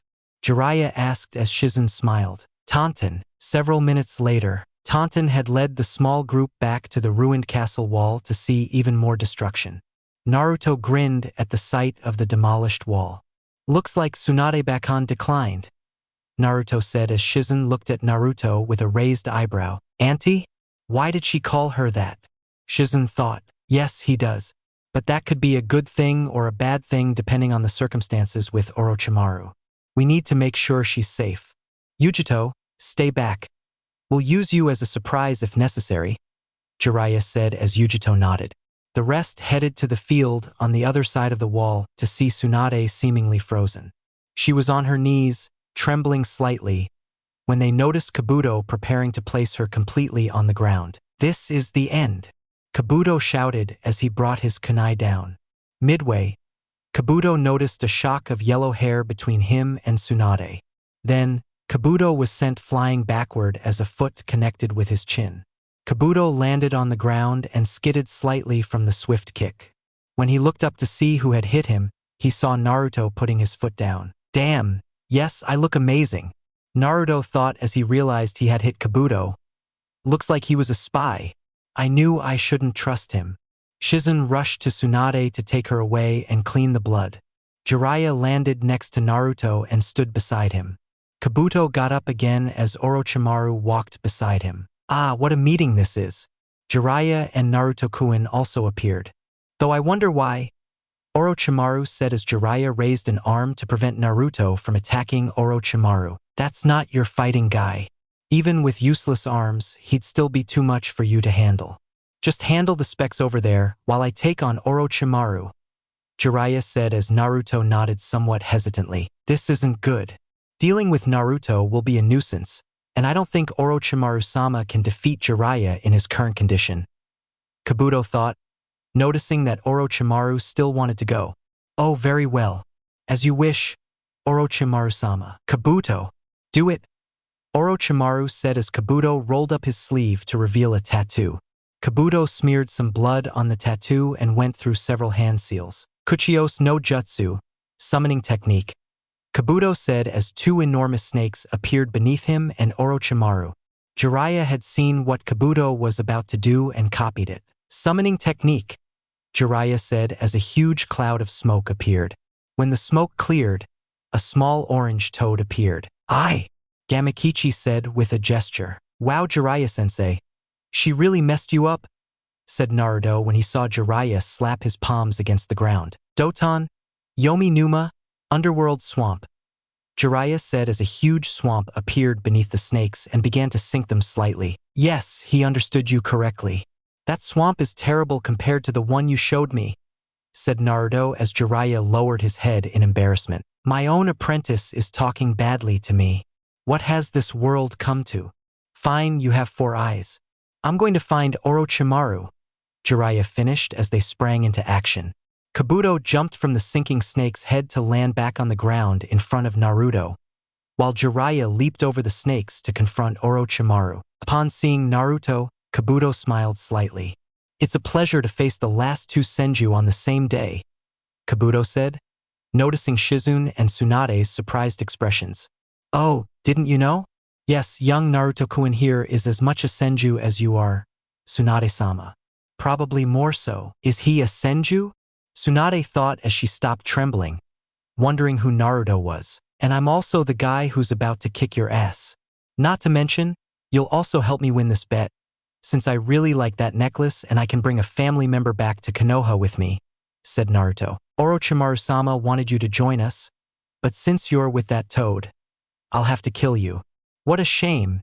You were going to be a great ninja someday," Kabuto said. "As good as you are, Naruto-kun, you won't be able to defeat me. I'm on par with Kakashi Hatake, and I know for a fact that you can't beat him yet, which means you can't beat me either," Kabuto said with an arrogant smile on his face. Naruto laughed loudly at Kabuto when he said, "You're on par with Kakashi-sensei? I'll believe it when I see it." Naruto made a coming-over motion with his hand as Kabuto's hands became covered in blue chakra. Shizune recognized the technique immediately. "Naruto-kun, that's Chakura no Mezu, chakra scalpel. Be careful, it can damage your insides with a simple touch," Shizune said as Naruto nodded. "So basically stay away from his butt, as it wouldn't be wise to let him near it?" Naruto said as Kabuto chuckled. "Try to keep me at bay," Kabuto said as he charged toward Naruto with incredible speed. Naruto easily dodged his first few attacks, kicking him to create some distance. However, Kabuto immediately attacked Naruto again with another flurry of blows. Naruto continued dodging Kabuto's lethal blows while grunting with the effort. "Damn it! You hate fighting. You're fast for a medical ninja, and one touch is all it takes to weaken your opponent. This sucks," Naruto said as Kabuto smiled again. "You're right, Naruto-kun. I'm gonna keep attacking you until you eventually make a mistake, and then it'll be the end. So surrender now," Kabuto said as he struck with his left hand, but it extended too far. "Not today," Naruto said as he deftly grabbed Kabuto by the wrist and threw him away. Naruto slapped the snake seal with his hands as he said, "I have a better idea. Would release. Birth from a sea of trees," Naruto said as he channeled his chakra. The ground around Naruto cracked slightly as a forest emerged from the earth around Kabuto and stood upright after a few seconds. Kabuto tried to move out of the way of the technique, but the trees appeared too quickly and their branches caught him. Kabuto was held tightly by the trees as he couldn't move his body. Shizune and Tsunade looked surprised by the display, especially Tsunade, since she had never seen anyone other than her grandfather do that. "That's not possible," Tsunade thought. She noticed her necklace glowing again in the presence of Naruto's chakra. "He can use would release. That should be impossible." Tsunade was pulled from her thoughts when she saw Naruto raise his right hand, similar to when the two were fighting earlier. "Get ready to pay, Bakon," Naruto said as a vortex of chakra appeared in his hand. Let's go. Let's go. Rotate. Power. Combine," Naruto thought as a perfect Rasengan appeared in his hand. "Here I come, Kabuto." Naruto performed a body flicker technique, appearing on the branch in front of Kabuto with his jutsu tilted backward. "This will hurt. Rasengan," Naruto shouted as he aimed the jutsu at Kabuto's stomach. Naruto unleashed the jutsu on Kabuto, which then exploded, sending Kabuto flying through Naruto's forest, smashing through trees and landing hard on the ground. Naruto grinned and vanished again in a shunshin, reappearing in front of Tsunade, who was still surprised. "I think you owe me a necklace," Naruto said, smiling at the astonished Tsunade. "He's like Nawaki when he smiles like that. This kid." Tsunade thought to herself, thinking of the smiling Naruto. She realized she'd seen something heading straight for him, and he hadn't noticed yet. No, 1 minute earlier, Orochimaru looked down from his stalled fight with the drugged Jiraiya to see his assistant being crushed by a Rasengan. "Your damn brat. He's getting too strong. I have to kill him now before he can ruin my plans," Orochimaru said as he took off running toward Naruto. Jiraiya tried to stop Orochimaru, but was thrown aside, still too weak from Tsunade's drug. Orochimaru leaped out of the snake as something appeared from its mouth. The legendary sword Kusanagi emerged from the snake's mouth as Naruto turned toward the Sanin while charging. Naruto spun around at the last second to see Orochimaru rapidly approaching him. There's not enough time to block with a kunai. If I move, Tsunade Bakkan will be in trouble. Shit. Naruto thought as Orochimaru was inches away from stabbing him. Orochimaru's sword narrowly missed Naruto's chest as he was struck by a massive burst of blue fire. Orochimaru was sent skidding across the ground when he finally stopped, still ablaze from the surprise attack. Fire style. Hellfire, Yugito said as she landed on the field next to Naruto. Yugito's jutsu sent a powerful jet of fire hurtling directly toward Orochimaru. Yugito had been watching the whole time and moved in when she saw Naruto defeat Kabuto. It was also a good thing, as it put her in the perfect position to see Orochimaru heading toward Naruto and stop him. You owe me one, Naruto-kun. Naruto breathed an inward sigh of relief. Then he looked at Yugito as he said, and what would be sufficient payment? Show me Konoha when everyone returns there. I'm sure it will take some time for their Kage to settle in and see what my Kage said, Yugito said with a smile. Naruto smiled slightly. Are you forcing me to go on a date with you? Said Naruto as Yugito smiled back. A date? You'll have to try a little harder for that. I'm just asking you to show me your village, Yugito said as Naruto smiled. Meanwhile, Orochimaru had seemingly regurgitated another Orochimaru, this one free of the burn marks from Yugito's jutsu, and turned toward them with a murderous glare. I'm going to kill you both, Orochimaru shouted until he was struck with a punch to the face that sent him flying into the Naruto forest. Naruto and Yugito noticed Tsunade standing still as she turned to face him. Are you all right, kid? Tsunade asked as Naruto nodded. Fine, because I owe you a serious beating for this SENJU business and for calling me auntie. Yeah, Shizune told me about that one time too. By the way, Tsunade began, taking off her necklace and placing it around Naruto's neck. You won the bet. Fair and straight. It suits you. Tsunade finished as Naruto smiled at her. Orochimaru stood up again, his jaw snapping back into place. Tsunade, what are you doing protecting this kid? Why risk your life for a mere genin like him? Tsunade glared murderously at Orochimaru, cracking her knuckles. I would risk my life because I am Tsunade Senju, granddaughter of the first Hokage and granddaughter of the second Hokage, and from this moment forward, I am the fifth Hokage of Konoha, Tsunade declared as Shizune stood beside her sensei. Damn it, yes Bachan. Kick her, but already so we can go home, Naruto said excitedly. Orochimaru wanted none of that. Kabuto, summon Manda? Orochimaru said as Kabuto appeared at his side with a gaping hole in his shirt and a spiral mark on his exposed abdomen. Kabuto drew more blood and wiped it across Orochimaru's tattoo, preparing to summon Manda. What? You hit him with a Rasengan? Should I call it quits?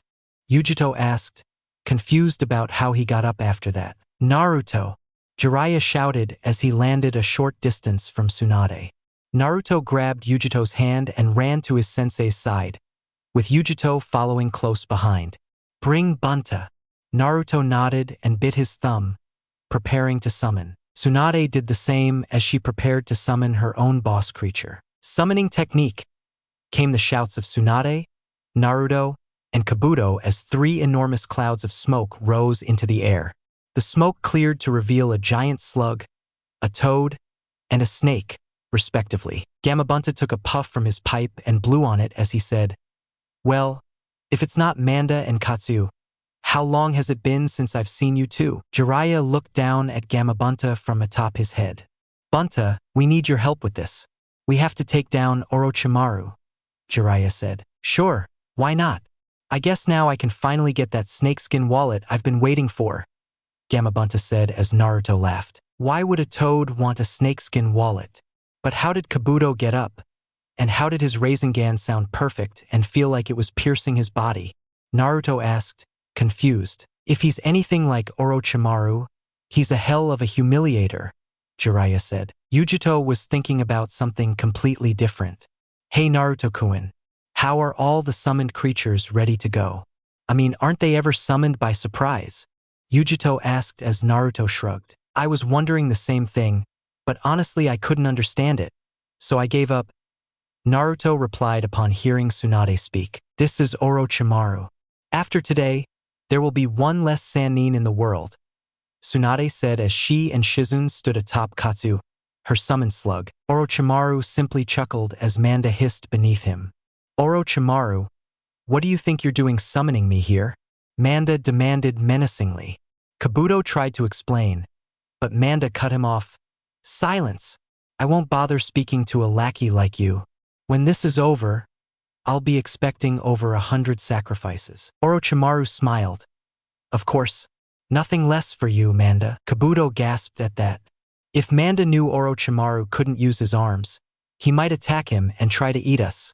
Kabuto thought. All right, let's get to it, Jiraiya said as Gamabunta drew his tanto and charged toward Manda. Manda dodged the attack and backed away at a rapid pace. Manda slid into Gamabunta's blind spot and tried to bite him, but Gamabunta jumped at the last second to avoid the bite. Gamabunta lost his sword in the process. Manda simply continued toward Katsuyu as he had to dodge a stream of acid from the slug's mouth. Manda finally wrapped himself around Katsuyu and began to restrain the slug's summoning. Seeing the dilemma of her summoning, Tsunade barked an order. Katsuyu, separate. Upon hearing her summoner's command, Katsuyu separated into thousands of mini-slugs and fused back into her giant form a short distance from Manda. Manda seemed surprised by Katsuyu and, as such, was an easy target for an attack. Bunta, bring the oil, Jiraiya shouted as he went through several hand seals. Jiraiya unleashed a torrent of fire as Gamabunta sent a jet of oil toward Manda, which converged to create a devastating blaze. Fire release, toad oil flame bombs. The firestorm seemed to melt Manda's figure, but it was revealed to be only his shed skin. Manda then emerged from the ground in front of Gamabunta and prepared to strike him. That stopped when Manda was hit by an impressive number of wooden branches. Wood release, great forest technique, Naruto said, retracting his left arm. He noticed the jutsu was much stronger than before and saw the necklace around him glowing. Did this necklace make my wood release stronger? It belonged to Hashiramajichi, so it's possible. Naruto saw Manda glaring at him with unrestrained fury as he simply smiled back. That's when it dawned on him. Where's Tsunade Bakkan? Without missing a beat, Tsunade swooped down, using Gamabunta's sword to pin Manda to the ground through his mouth. Tsunade then ran over Manda's body and began pummeling Orochimaru while Shizune confronted Kabuto. Yugito looked at the scene before her with a pained expression. Do you think we should help? Yugito asked as Jiraiya shook his head. Let's leave Tsunadeheim to handle this. I mean, she seems to be doing all right out there, Jiraiya said as he pulled out a telescope and watched Tsunade mercilessly pummel Orochimaru. Orochimaru can definitely take a punch. Anyone else's head would be liquidated at this point, Naruto said. Naruto felt something land on his head as he looked to see Gamakichi there. She's not playing around. I can't watch this. I'm out, Gamakichi said as he and Naruto bumped fists before the toad disappeared in a puff of smoke. Gamabunta did the same as the trio plummeted to earth. As they fell, Tsunade struck Orochimaru with another blow that sent him flying nearly 100 feet away from her. Kabuto disconnected Shizune when she appeared beside her master. Orochimaru mocked Tsunade, saying, "Damn you, Tsunade, but you've only thwarted my plans for a while. There are other ways to heal my arms, and when that happens, I'll destroy Konoha and kill you all." Kabuto and Orochimaru vanished into the earth as they fled the scene. Man, that guy just wouldn't die, Tsunade said as Shizune, Jiraiya, Naruto, and Yugito landed beside her. Katsuyu and Manda had disappeared shortly after Gamabunta, so there were only those 5 left in the area. We'll catch him next time, Tsunadeheim, Jiraiya said, patting her on the back. The good news is we're heading back to Konoha. You become the 5th Hokage, Shizune is reunited with her old friends, and Naruto can finally show off his girlfriend. Jiraiya finished as Naruto shook his head slightly. Who said she was my girlfriend or that I had one? Naruto asked as he and Yugito looked confused. She too wondered where his girlfriend came from. Jiraiya smiled slightly. You haven't let go of her hand since you grabbed it earlier, and she doesn't seem to mind at all, Jiraiya said as Naruto and Yugito blushed. Let's head back to Konoha, Naruto shouted as everyone agreed. Naruto then realized it was getting dark. Call an audible. We'll enjoy one more night and then head out in the morning. Sounds good to me, kid. I'll see you all in the morning, Tsunade said as Naruto, Yugito, and Jiraiya said their goodbyes and started walking away. Yugito and Jiraiya giggled whenever Naruto seemed to say something funny. He's going to be a fine man when he grows up, and I think I'll help him get there, Tsunade thought as she and Shizune also left. That night, it was around midnight, and Naruto was sitting alone on his bed in his room. Yugito and Jiraiya had gone to their own rooms and were fast asleep. Naruto rummaged in his backpack and pulled something out. It was the envelope Sarutobi had written to him. Are you going to read that now, Naruto? Kurama asked, as he too was eager to see what was inside. There's no better time than the present, Naruto said as he opened the envelope. It contained a letter, which he opened and read the first line of, "Hello Naruto-kun, here we go." Naruto thought as he read the rest of the letter.